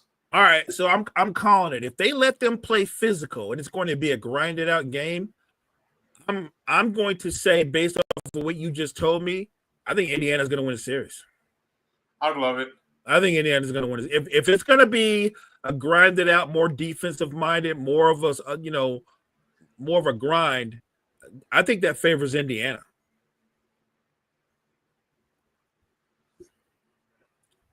Neesmith would fit the Celtics. They actually drafted Neesmith. That drafted him and let him go. Yeah, they had him for a while, but they let him go.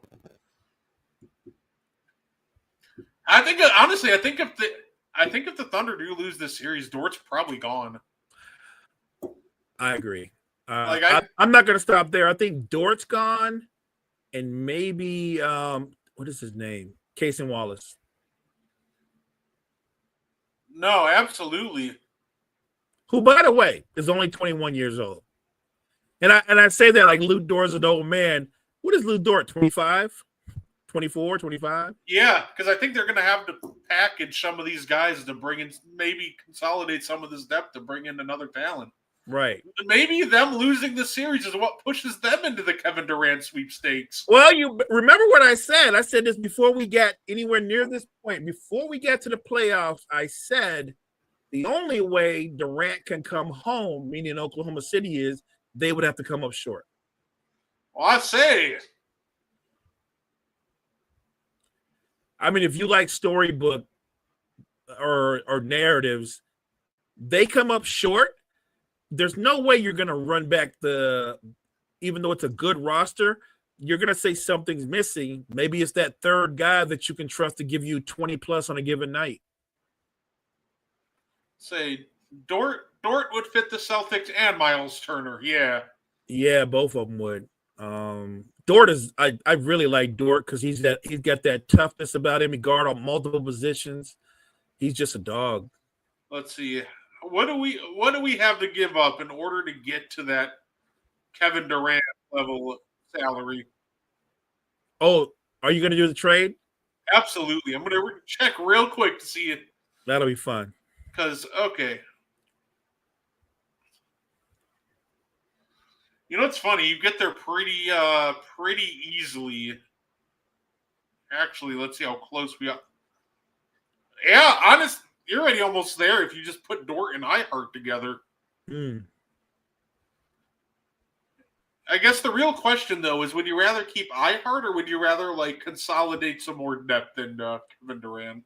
I think I'd want to keep Ihart if I can, if I'm trying to bring in Durant. I still want to keep Ihart because I do like being able to play Chet at the 4 and the 5, and you can do the double big with he and Ihart. And look, we're talking about what we think could happen. Even if they come up short, how do I know OKC might look at their squad and go, no, we just need to run it back. We need to get a year better. No, absolutely. And they do have picks. I mean, they can make moves if they think they need to make moves.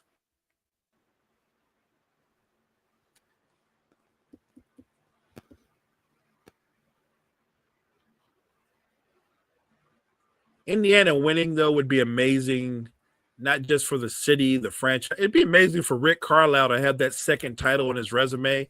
That would cement him as one of the all-time great coaches. No, absolutely. Bullock, absolutely. I think Bullock would be a great fit. I think Reggie Bullock is just a guy that can fit most places. He's a 3-and-D shooter. What more could you want? Well, he's more 3 than D, but even if he gives you a consistent hits 4 threes a game at a 40% clip, if you're getting Reggie Bullock on a minimum, what more could you really want from him? Great. Say Jackson.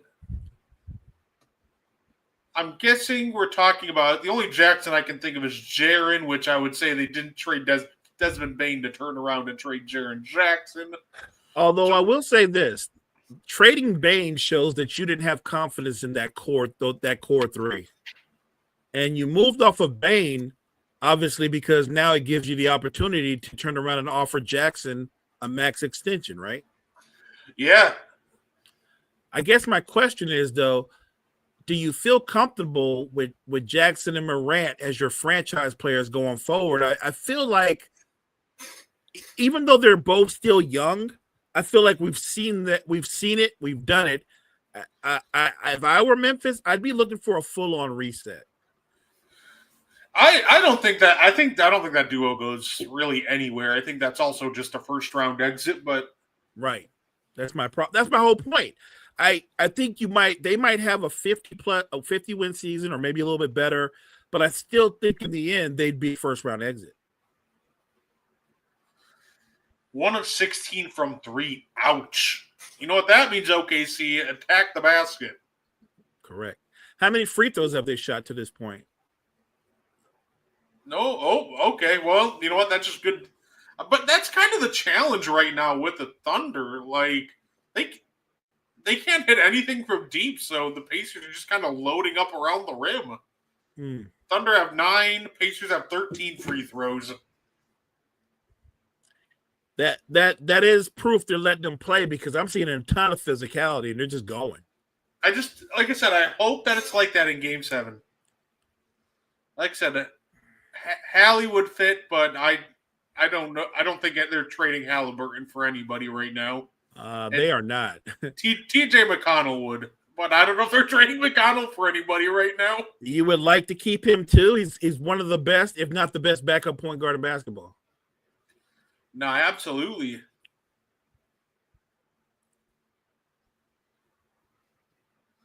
It's funny because they're not a star-studded team, but if I'm a GM, I'm a fan of a lot of the guys on the Indiana roster. If I'm Dagnut, I'm just benching the entire starting lineup.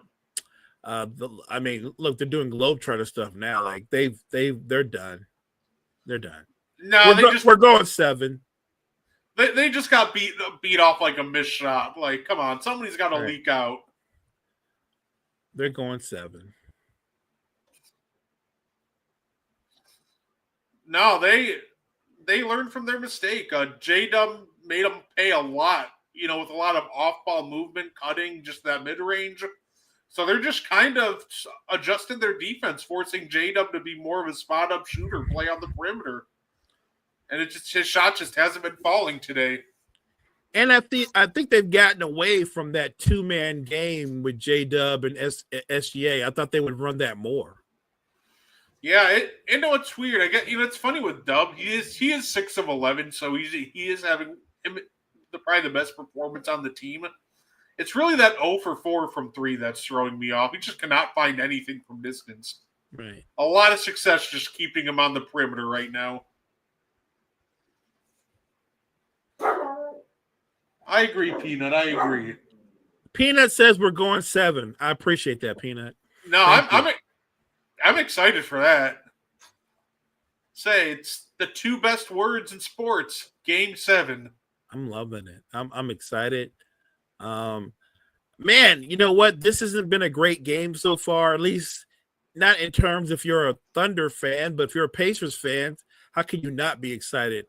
I look, and there's plenty of time left in the game, but from what I'm seeing, I don't see the Thunder. They don't look like they're even attempting to make a run.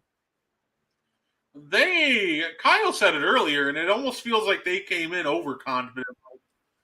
It's almost like they didn't care because, it's, Game 7's back in OKC. Yeah, we got this. So that is a terrible way to think. And it almost looks like that because it's just lazy effort and lazy execution from them all game long. Dante DiVincenzo to Boston, yeah. I would love to see the Boston Target guys. Like, if they can get their hands on DiVincenzo, that would be great. I would like him, but he is a wildly inconsistent shooter. No, absolutely. Also, like I said, if they could target someone like Chris Middleton, I think that would be fantastic. He's on an expiring deal. He's older, but I'd rather have Middleton than DiVincenzo. Yeah, no, Chris is you'd have to work around his defense a little, but he makes up for it with playmaking, and he's still an elite shooter. So,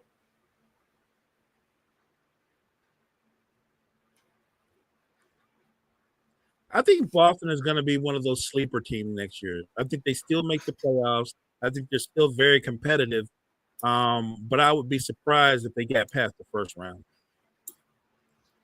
Yeah, they'll be a team that I might pick to win, but it depends who they draw in the first round. I'm super excited to see Orlando next year. It's so funny because a lot of people are hating on the Desmond Bane because it's like we gave up 4 first-round picks for Bane, but I thought the Magic went about it in the best way possible.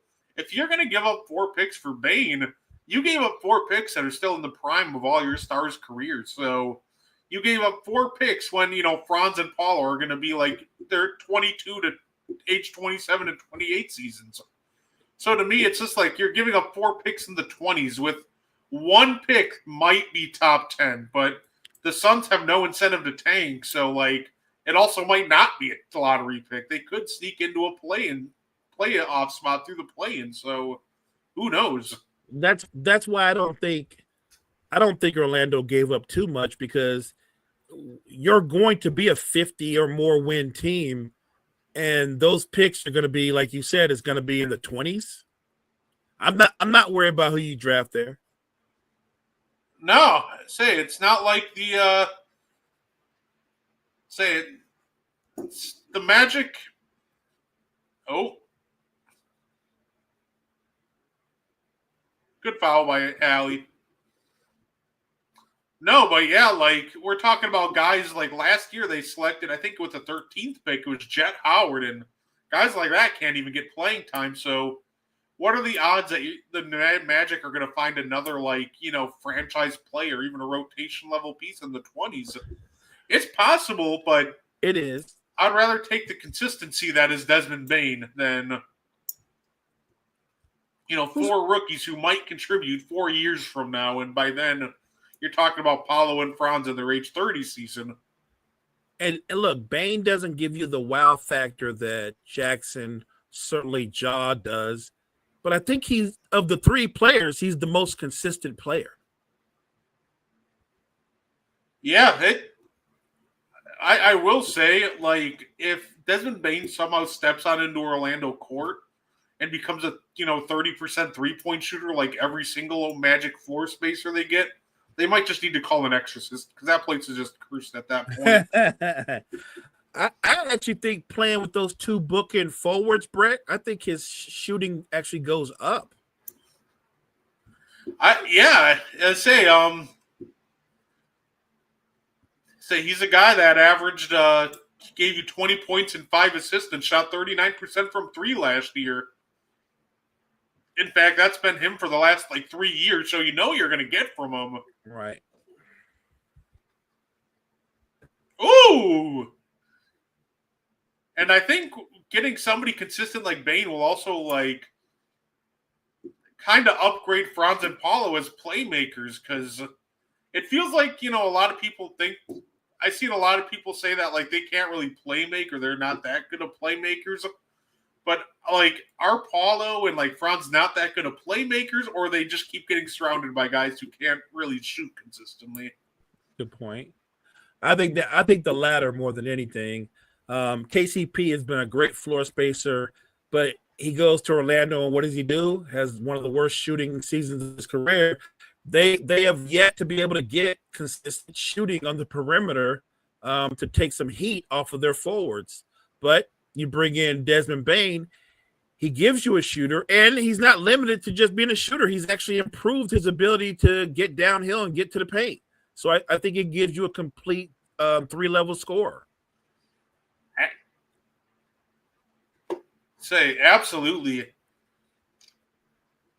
Yeah, no, so I'm looking forward to seeing just kind of how those three play off each other. Charge, yeah. I should have asked Will, because Will plays a lot of video games. I think he's on Twitch and some other joint. I was gonna ask Will, just for fun, that we could start a wire-to-wire Madden league. Oh, that'd be fun. You know what I mean? And everybody could play with their. I'd be a Niner. I'd be the Niners. You'd be the Packers. Well, I'm not sure Will want to play with the Saints, but you know what I mean. Will's the Saints fan, and he might not. He'd be like, "Nah, I'm good. I'm good. My guess is he's gonna play with the Bears. I will say though, the Pacers better be careful because fouling them and putting them on the line to shoot free throws and score with no time off the clock. Stops the clock. This is how a comeback starts. It's true. This is 3 possessions in a row where they're going to get points on the board without any time coming off the clock.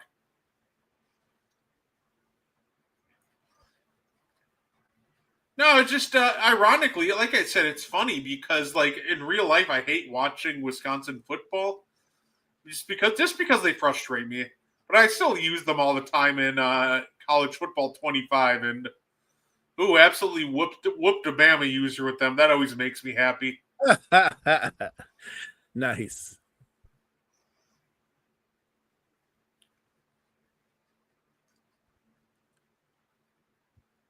Well, the finals end Sunday, and then we've got the draft. We'll have Summer League a little bit after that, and that's always fun and entertaining. And then we'll have more free agency and things of that nature, and probably some trades. Oh yeah, I would say we'll have the. Oh, Tony Bradley, what the?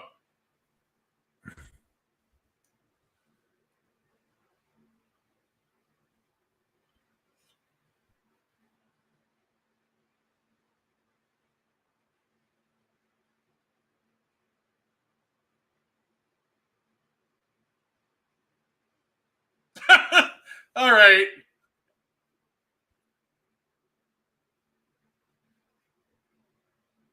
Okay. I would challenge this. I think that's a foul on iHeart.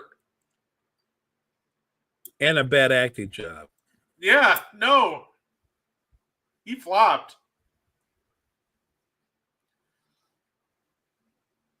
Yeah. I mean, it's fair, though. Save the challenge for if you really need it, but let's see. Yeah.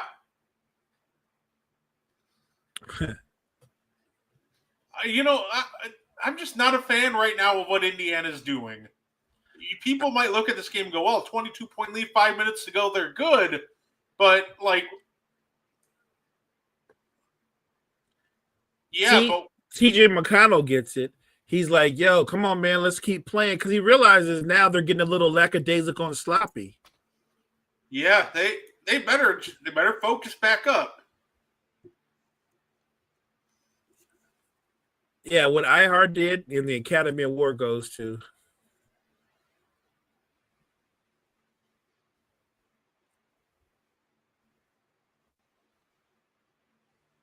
And you know what? But if the Pacers, can hold on and win this game in convincing fashion too, at least like that just puts a lot of doubt too for the Thunder. Like the Thunder fans, like you were thinking like maybe they might grit this game out. If they come out and stomp out OKC by 20, then that just makes game 7 so unpredictable because now it's like, okay, both teams have blown each other out at least once. There have been like 4 comebacks. Like, what even happens in game 7? All I'm asking for is a great game 7. Give me a competitive game 7 that goes to double overtime. I'm not asking a lot. No, fair enough.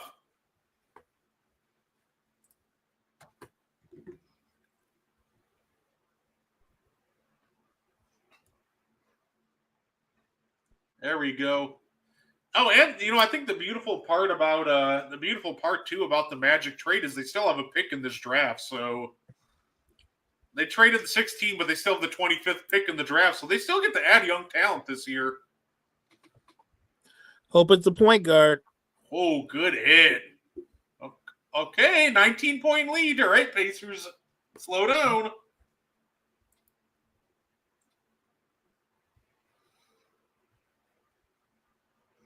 I thought Tony Bradley was going to pull that. Okay. Nembhard to the line for 2.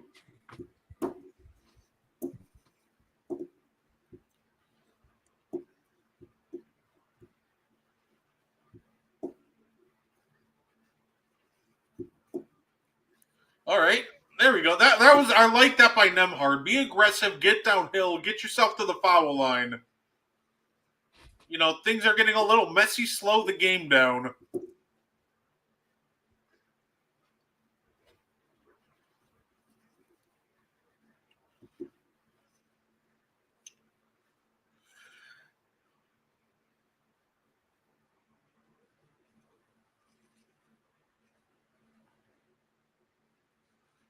Yeah, the Pacers' just ability to find playoff risers is unreal. Like when we talk about playoff risers in the league right now, like it feels like half the Pacers would be mentioned. I agree. Look, Nembhard, every postseason, the last 3 postseasons, the guy shoots the cover off the ball from 3. And it's not like it's just like catch and shoot. This man's like ripping off contested step backs and everything other crazy. And he gives you elite defense. Mm-hmm. All right.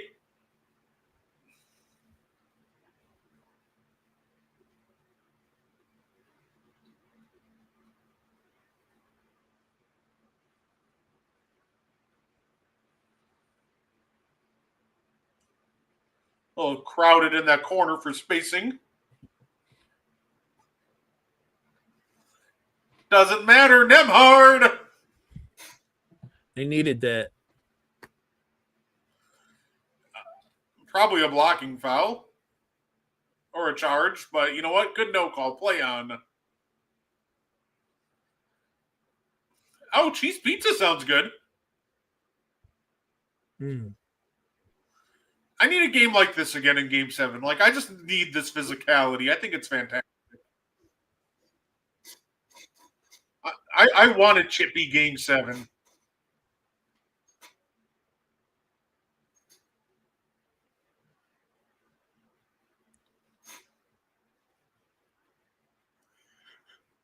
But what I like about this game so far, there's not 50 or 60 free throw attempts. Absolutely.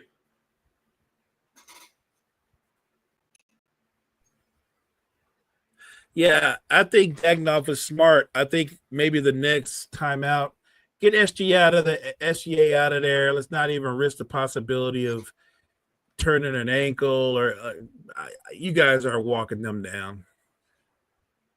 It is one of those things where I got you. It's gonna be fun in Game 7. Listen, SGA and J-Dub, they're just gonna be straight up emptying the clip.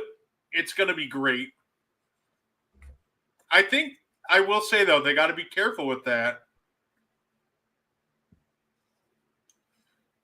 I think they got to be careful though with Shea and J-Dub because you know they're going to aggressively hunt their shot in Game 7, but you don't want to alienate the rest of the team. So they're going to have to make sure they don't get tunnel vision. Let's say Game 7 is a one possession game going into the fourth quarter. I think that favors Indiana. Oh, absolutely. Do we do NFL streams in baseball? We say Mo and I normally just stick to some basketball. We do wrestling. We do basketball and wrestling. I'd say we've never done an NFL one. That'd be fun.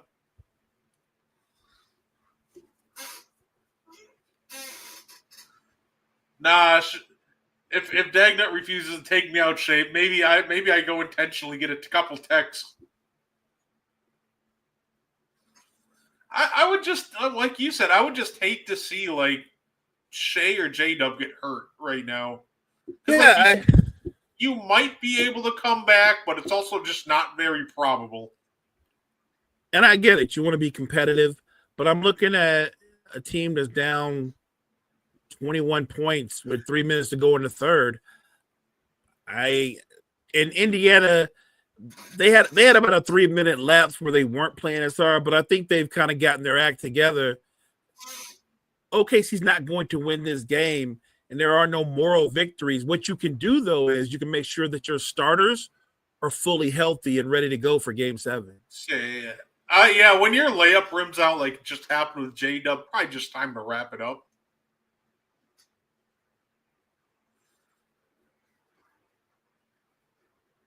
Oh.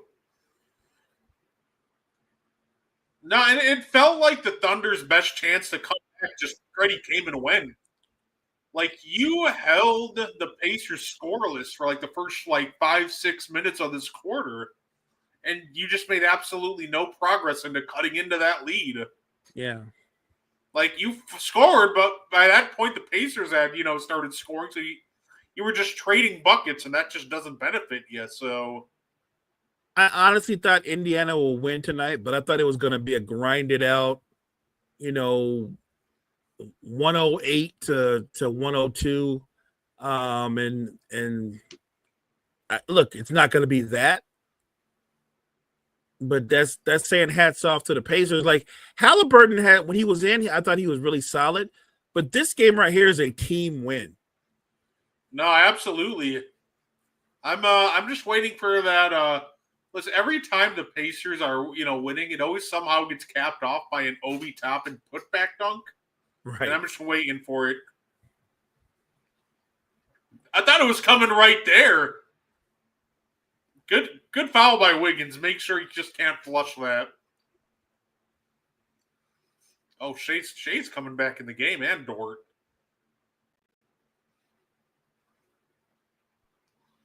I'm surprised that Dagnall selected to bring them back in. Look, and I get it. Like I said, I get it. You don't want to concede any game, especially in the NBA Finals. But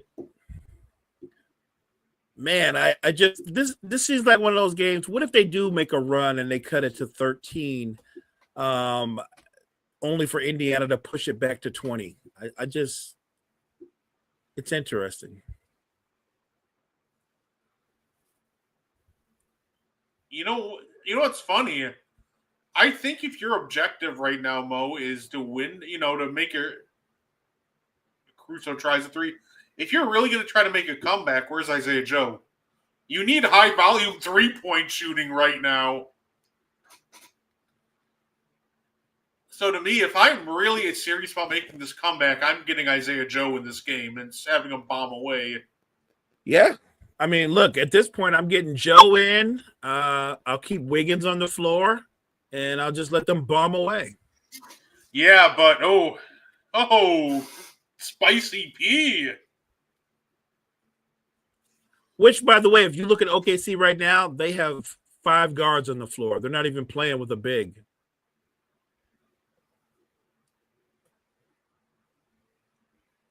Oh, he's going to hit this. I don't even need to look. Yeah. Dort always hits the contested one, so as soon as I saw them out to contest that, yeah, he's probably bombing this one.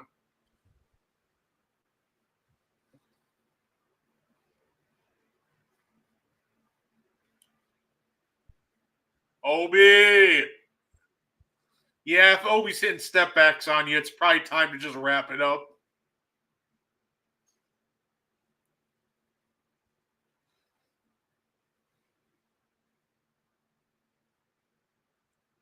Are you surprised by OKC's performance, or did you think there was a possibility they'd be kind of flat in the second half? I'm surprised and disappointed. This has been terrible by OKC.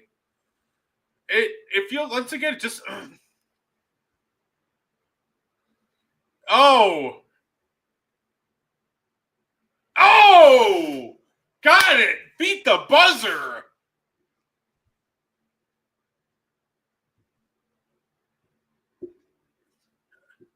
Oh, hello. Yeah, it's just disappointing. Like, to me, this is actually this is where you go for the kill shot. To me, you smell blood and you go for it. Right. The Thunder just felt like they were lackadaisical since the jump, that they were kind of playing, well, we lose this game, who cares? We got game 7. Like, to me, no. I would have acted like this was game 7. But the Thunder came out and put forward this really pathetic effort instead. And like I said, we can look, to me, you can look at them not shooting well from 3, but for me, the pathetic effort is just that. It's the effort. It's the lackadaisical passes. It's falling asleep on, rotations, leaving guys open. The effort has just been absolutely pathetic. And the assumption that you got a game in the hole and it's going to be at home, I think that's fool's gold, because when you're at home in a game 7 and these are 2 young teams, the longer the game is close and there's pressure mounting, that goes against the home team. And that's the thing, too. Who has the pressure now? Like, it's the Thunder. 100%. If the Pacers lose in game 7, who cares? They were never supposed to be here in the first place. Facts. But the Thunder are a team of destiny. They're the team that's supposed to be the all-time great team on the line. I look, they're already getting accolades that they haven't earned yet. Brian Windhorst said if they win the title this year, Shea walks into the Hall of Fame. Yeah, and that's the thing. That's the tough part. Like, that kills me. I need the Thunder to be more focused, and they just came out and refused to do that. Like, that's why you don't anoint players before the game even starts.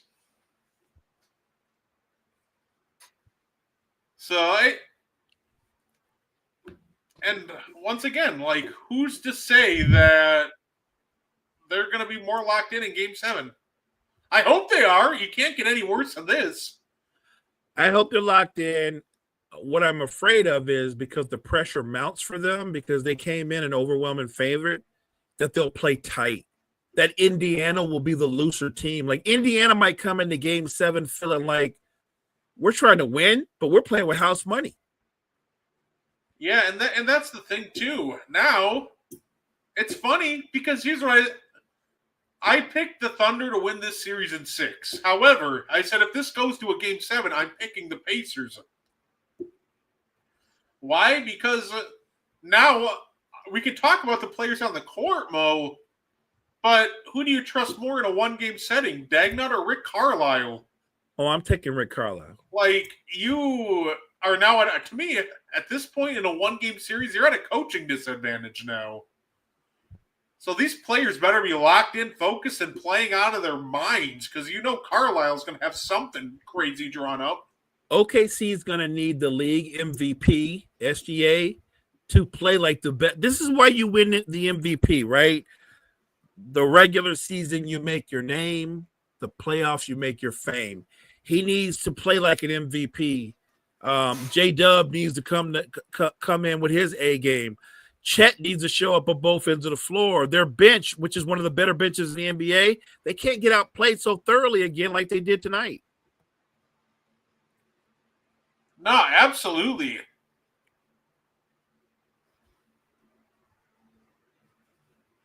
Oh, floater.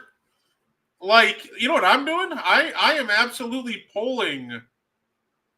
I am polling all my starters, and I'm just running the entire bench unit, which I think they actually already have. Yeah, it looks like the Thunder have waved the white flag, which is smart to me. At this point, just let your bench guys see if they can get into a rhythm, because you're going to need them on Sunday.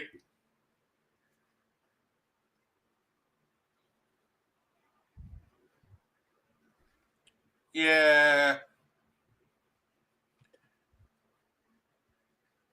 I wanted a game 7 so bad, so I'm not disappointed that Indiana's going to win. I'm just disappointed in how easily they're going to win. It's the lack of urgency from OKC that's what's killed me. Yeah, yes. Agreed. Although somewhere downtown, man, people are going crazy right now. No, absolutely. Definitely, I've definitely enjoyed having you guys in the chat, by the way. I'm glad you guys are having a lot of fun. We're having a lot of fun hanging out with you guys. We appreciate you guys, for sure. I say, Indy's got a lot to be excited about. They have Caitlin Clark. They have Halliburton leading them, and the Pacers just go into a Game 7 against OKC. It's a great time to be an Indianapolis fan, unless you're a Colts fan, but... Well, I guess a spin on that would be Danny Dimes does have a 50-50 chance of being your starter. I'm going to double down and say unless you're a Colts fan. And I still think Jonathan Taylor is still one of the better running backs in football. Yeah, I think he is. I think he is too. I think he still can easily reach that level. It's just not really much outside of that, though. Like, I think they have a solid base for a defense, but the problem is they can get pushed around in the run game pretty easily. So they need some more run stuffers, and obviously their quarterback is kind of situation's a mess.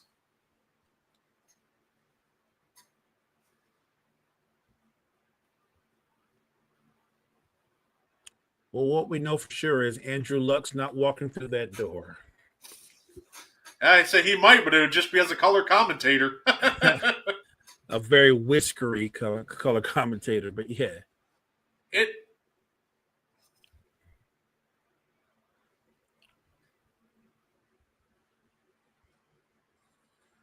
Here we go.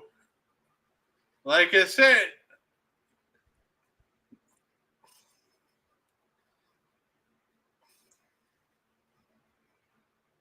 I just don't get why Pascal's still out there. I would not have him or Neesmith out there this late. Or McConnell. Or McConnell. Not when I know they're going to play major minutes in Game 7. There we go, Rick. Call a timeout. Get everybody out. Yep. Does that mean we're going to get a Thomas Bryant sighting? I would. If I'm Rick Carlisle, I'll put myself in. I don't care as long as nobody gets hurt.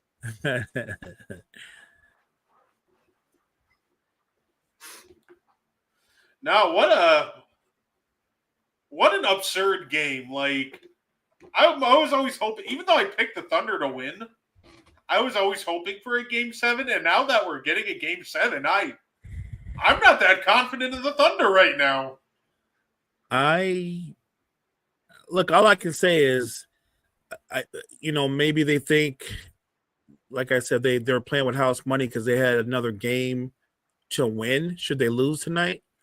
I just think that's a dangerous way of thinking because anything can happen in a game 7, and y'all gonna be playing at home, but all the pressure is gonna be on you at home. Like, what if Indiana comes out and they take the crowd out? You know what I'm saying? Like, yeah, saying, like I said, it's fun, and like I said, it's funny because, like I said, at the end of the day, the all-time, like, if you want to debate all-time players, which is a favorite for the NBA fan base to do, like, I still think it's fun regardless of who wins. Obviously, figuring out where Shea belongs if he adds that Finals MVP to his right, trophy case. But like I said, what if Pascal Siakam adds one? We're talking about a 2-time champ and a Finals MVP, multi-time All-Star. Like, we'd have to start having some uncomfortable conversations with a lot of favorite players. And he's relatively young still, so you got to wonder, is Siakam putting himself in a position to be a Hall of Famer? I think he's on a good trajectory. Like I said, especially if he adds that Finals MVP to his repertoire. Yeah, that's who it feels like gets it if the Pacers win. Like, I think Halliburton, he's been great, but he's also had a lot of down moments. It just feels like Siakam's been a more consistent for them at times. I agree. Especially in the Knicks series, the last couple of games, Siakam was unguardable. No one on the Knicks could slow him down. No, absolutely. So, like I said, game 7, that's going to be a ton of fun. That's going to be great. I love to see it.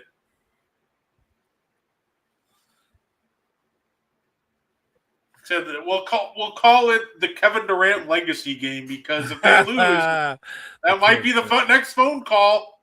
Yeah, who did you want for Durant? Yeah, that's it. It'll be interesting.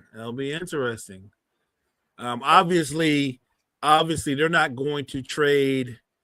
I know I wouldn't. I'm not trading Chet or J-Dub for Kevin Durant. Like, I think the best that they could probably get for a Durant deal would be, because you pretty much get there if you're willing to trade Dort and Ihart, then you're only $6 million off at that point. So, like, you can get there, but and it's funny because it would work because I know the Suns are looking for a center, so they would probably really consider it. But then all of a sudden, it's also just the Thunder. Like, do you want to, actually part with Ihart?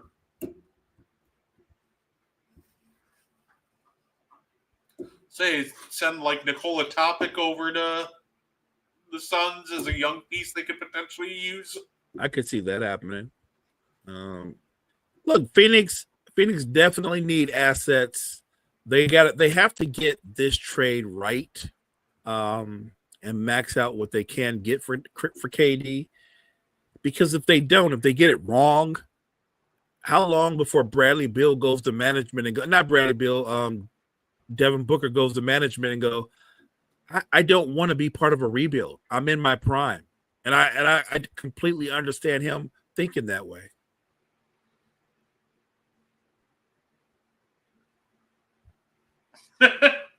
I would challenge a call just for fun.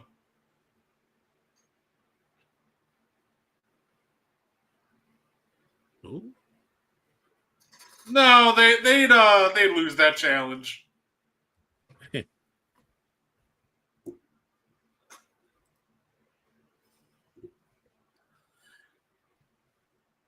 Barclays Center. Both of the Williams brothers for OKC are getting extended minutes. Hey, they're not brothers, but you know what I mean. Siakam, Turner, McConnell are all in. I said, give me Thomas Bryant right now.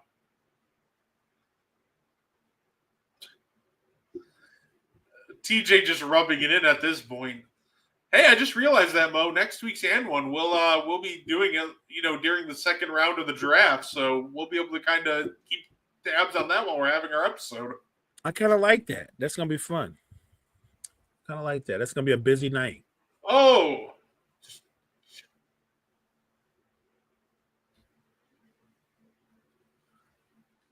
Crowd wants another challenge. That's funny.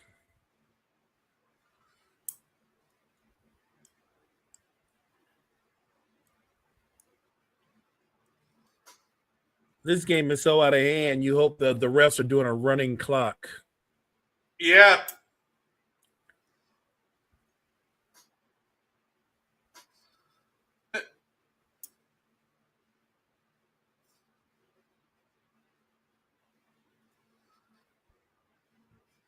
Say moo, moo, moo.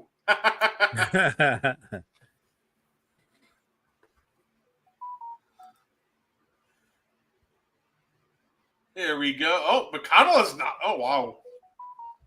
Is that it? Is that? It almost feels like it's another like part of the hustle issues. If McConnell has 9 rebounds, Shepard. Yeah, TJ McConnell having 9 rebounds is also a problem if you're OKC, considering he's like a 4-foot point guard. Like that goes back to what you said earlier, partner. He just outworked them. He's outworking their bigs.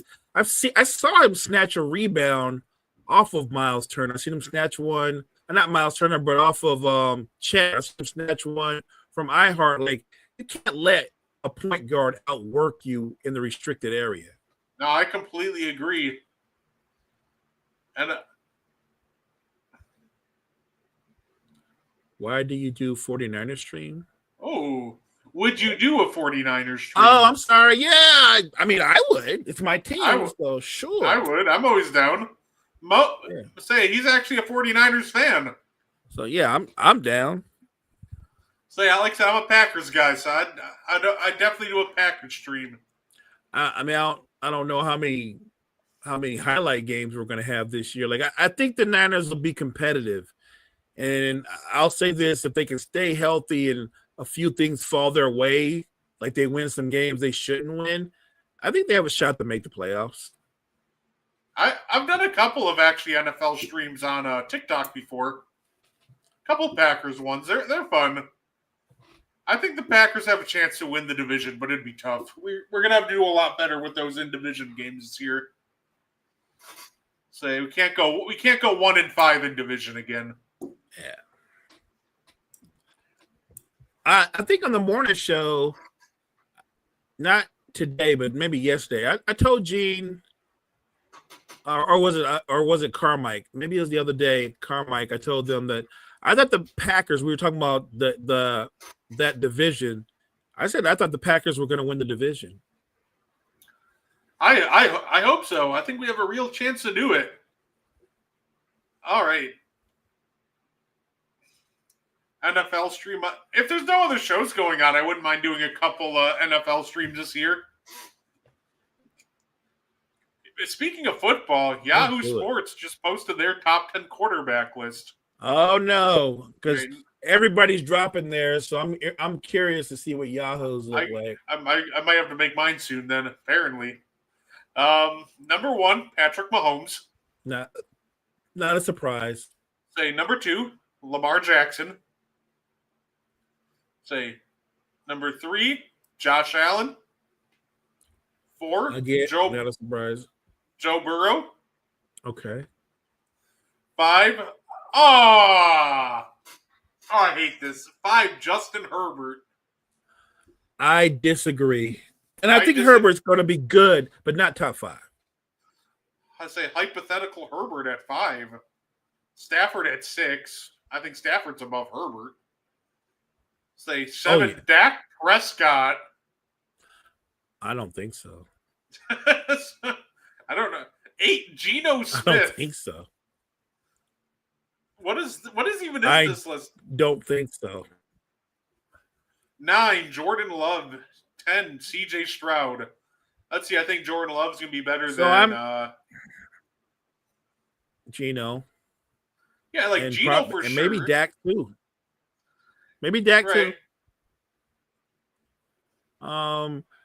Look, I think Jordan. It's interesting to see the kind of seasons both Love and Stroud have. we were talking about top 10 QB before. The guy that I think that's easily you can put him in top 10, he's probably in the middle. He's locked in at around 6 is Stafford. I think Stafford's always going to be in the top 10. You know what?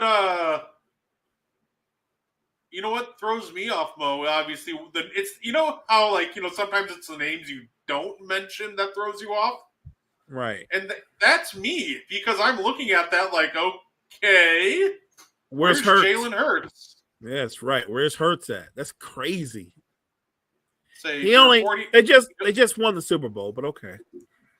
See, 49ers, Packers, and Chiefs fan. Hey, fair enough. Like I said, I'm a Packers fan. He's a 49ers fan, and we have another guy that we know. Shout out Chase is a Chiefs fan. Yeah, same. No, and that's wild to me. Like, Hurts gets so much disrespect, and it's weird because there's this idea that he gets carried. But at the same time, like, it's not like you can put any quarterback in Philadelphia and they're champions. That's just not how that works. So I don't think Herbert's a top 10 quarterback. Prescott he could be one, but I wouldn't start him off the season as one. Geno's not one. I think Stroud is on the outside looking in. This isn't about whether he's talented or what he could be. I'm just saying, do I think Stroud's a top 10 quarterback? The answer is no. Like, I think he could be this year. Like, I don't don't mind. And he might become that. But, I mean, today, do I think he's top 10? I'm only going off of what he did last year going into this season. I have no reason to think that he might have a better year, but is he going to have a better year than Matthew Stafford, a better year than even Jaden Daniels, right? I don't know that. I don't think he's going to or better year than Jordan Love. I don't know that. I think Jordan Love's they say their receiving cores are close. I think the Packers have a deeper receiving core. I don't think they're that close. The name that throws me off so hard is Geno Smith. I think Geno Smith will be like a top 15-ish quarterback, but he has nothing to work with offensively. He's going to have a run game, but like, do you want to take a guess who the number one receiver on the Raiders is right now? They're tight end. Yeah, because unless it's Brock Bowers, I'll put Michael Mayer as their second option. Their actual wide receiver one is Jacoby Myers in 2025. Like, their worst nightmare is probably just going to be a zone defense that's just going to bracket the tight ends. Like, I think they're going to have to get creative. We're going to have to see Bowers spread out wide multiple times. But, yeah, no, this Raiders offense, while I think it'll be efficient, I don't think it's going to push Geno Smith into, like, the top 10 conversations. They have definitely built it to control the clock, not so much make Geno a high-volume passer. And I think the Chargers are the same way. You have to know your coach. Jim Harbaugh is going to run the football. As talented as Herbert is, they're going to be a running team where the pass is a complement to the run, not the other way around. No, fair enough.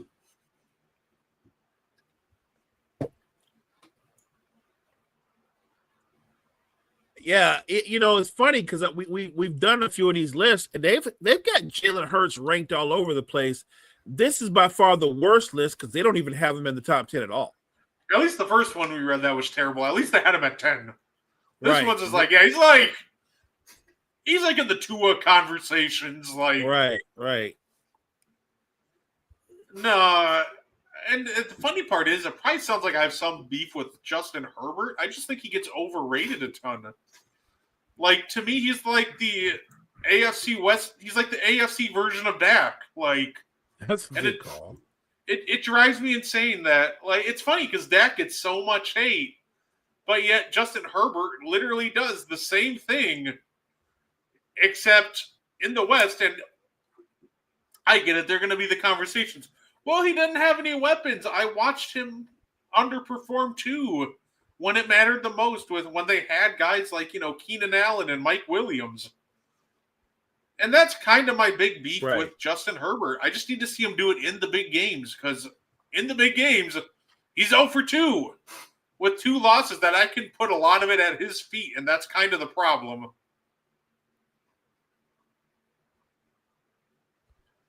Which is why I do think Harbaugh is the perfect coach for him, and I'm sure the offensive coordinator will set him up for success. But I just think he's going to be efficient this year. I don't think he's going to put up monstrous numbers. Wait, is that Johnny Furphy? That's Furphy. Oh, look at this. I want Furphy to score just because I think the last time I checked the box score for the, Pacers stats in this series, every single Pacer has scored in this series except for Furphy. So I'd love to see the rookie get himself a bucket.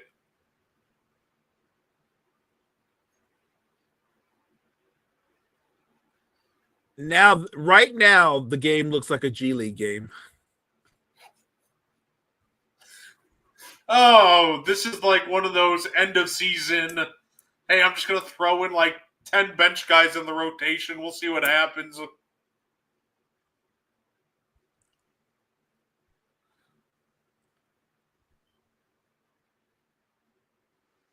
Give it to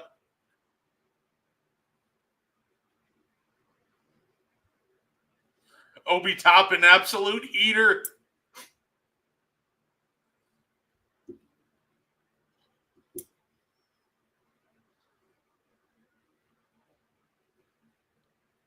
You know the refs are not trying to call anything. Nothing. They're like, listen, as long as you don't like clothesline them, we just want to go get some dinner and. Yeah, they're on a running clock. They're definitely gonna let them play. I mean, what are they up? 24?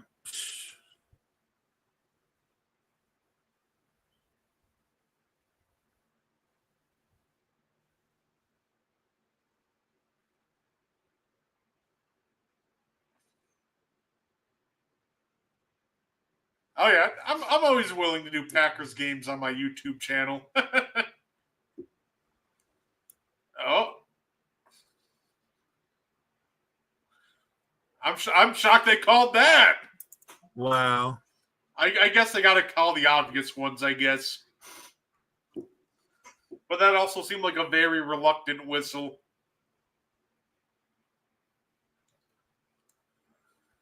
TJ McConnell going down the bench and just pep talking guys is great. I love it. I love the veteran leadership. I love how engaged he stays no matter what point the game is in. Yeah, he's letting them know, like, dude, the job's not done. We got to go to OKC and be ready to go for Game 7. I love it. Yeah, nah. Job's not finished. In the words of the great Kobe Bryant. If they lose the series, how much, because they start talking about blame pie, but how much, I don't want to use the word heat. I guess how much blame should the young coach Dagnov get?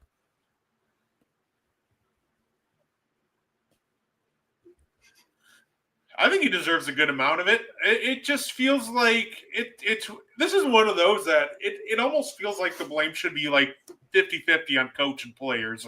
Okay. Because on one hand, like obviously Dagnut just making random rotation changes and changing rotations before the series even started. Like at times he felt like he just kind of got too cute. At times it just doesn't seem like this team was ready to play basketball, like this game, for example. But at the same time, like, yeah, I would probably say with Dagnut, I'd say like 50%. I think this is almost like the perfect series if they lose, where it's half on the player, half on the coach. Okay. Yeah, well, this is one of those games where there's not a lot of good film to show the players. If you're a Thunder fan, there's not a lot of good film to show. You can definitely show what not to do. There's a lot of that. That's going to be, yeah. That's going to be the worst film watching session of their life.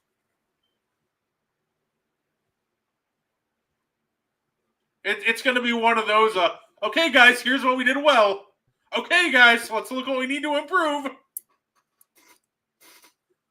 No, listen, and that's a good call by the announcer. If I was a Pacers fan, I wouldn't leave.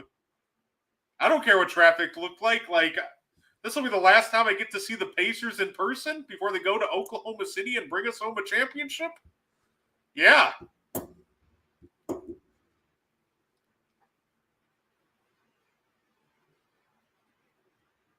I take that back. These last few minutes have not been as good as a G League game. At least the G League games that got like fun young players to watch. Like, hey, look, there's Reed Shepherd and right, and you get a couple of breakaways and a dunk here and there. This is less entertaining. Man, this is very disappointing. Like you said, I guess because of what they've been all season long, I expected more from Oklahoma City with a chance to close this out. I didn't say they were going to win, but I thought they would have played much better. nah. James Johnson pull up in the last minute is just diabolical. He's actually one of my, on the low, he's one of my favorite players. If you know everything you know about James Johnson, he's like the consummate, he's a pro's pro. So he's the enforcer. He is. He's the real life enforcer, like on and off the court. He's like undefeated in MMA fighting or something like that, or not.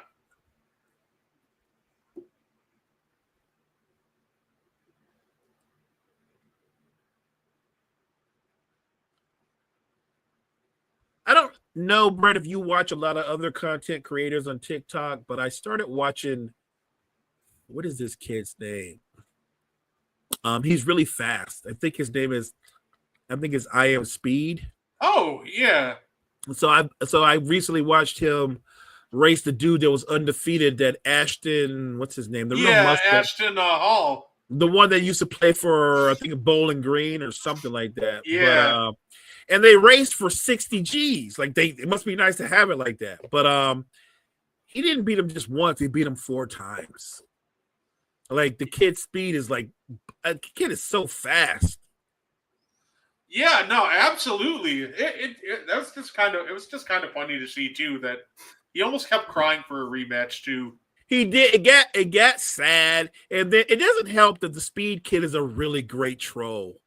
Because then he started nicknaming him Ashton Fraud. Hey, I'll say we've seen I Show Speed on one of our streams before. Actually, he was the guy. He's the guy that got split in half by that Braun Breaker spear at the Royal Rumble. That was him, wasn't it? Yeah, man, he is everywhere. He was that content creator. He did the backflip and then he turned around and broke him. Right. I remember they did the black because he does the backflip all the time and Breaker broke him in half. Yeah. I saw Logan Paul doing an interview and Logan Paul said he thinks I Show Speed is a natural for the WWE. And I said maybe, but in like a smaller division, because I could be wrong, but I'm pretty sure he doesn't weigh more than 150 pounds. No, fair enough. I mean, who's he gonna race? Wrestle the LWO? Like, who's gonna wrestle?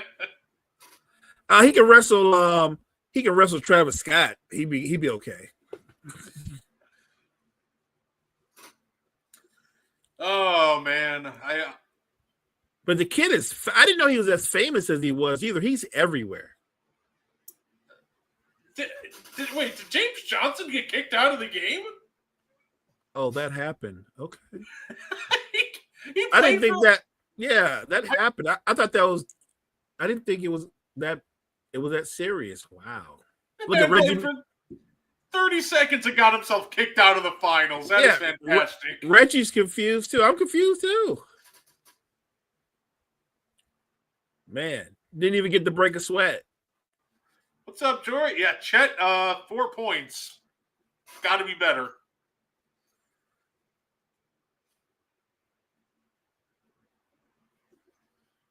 And I'm not moved by this ball movement by OKC. They went to this ISO ball way too early. Yeah. It's one of those things, Mo, that it's funny because right now they're going to end the game with 13 assists unless they add one here at the end of the game. However, like going into the fourth, they only had 7, so they literally added assists in the fourth quarter. But yeah, there we go, 14 assists. They literally matched their assist total this quarter. They just got to have better ball and player movement in Game 7. Agreed. And I think this is where their coaching staff, they have to have a plan B for if they're struggling offensively. Don't go away from your motion offense. Don't go to get the ball to SGA at the top of the free throw line and let him isolate. You got to do more than that. Yeah. You can run pick and rolls with J-Dub and Chet. Like, you can do stuff with SGA off the ball.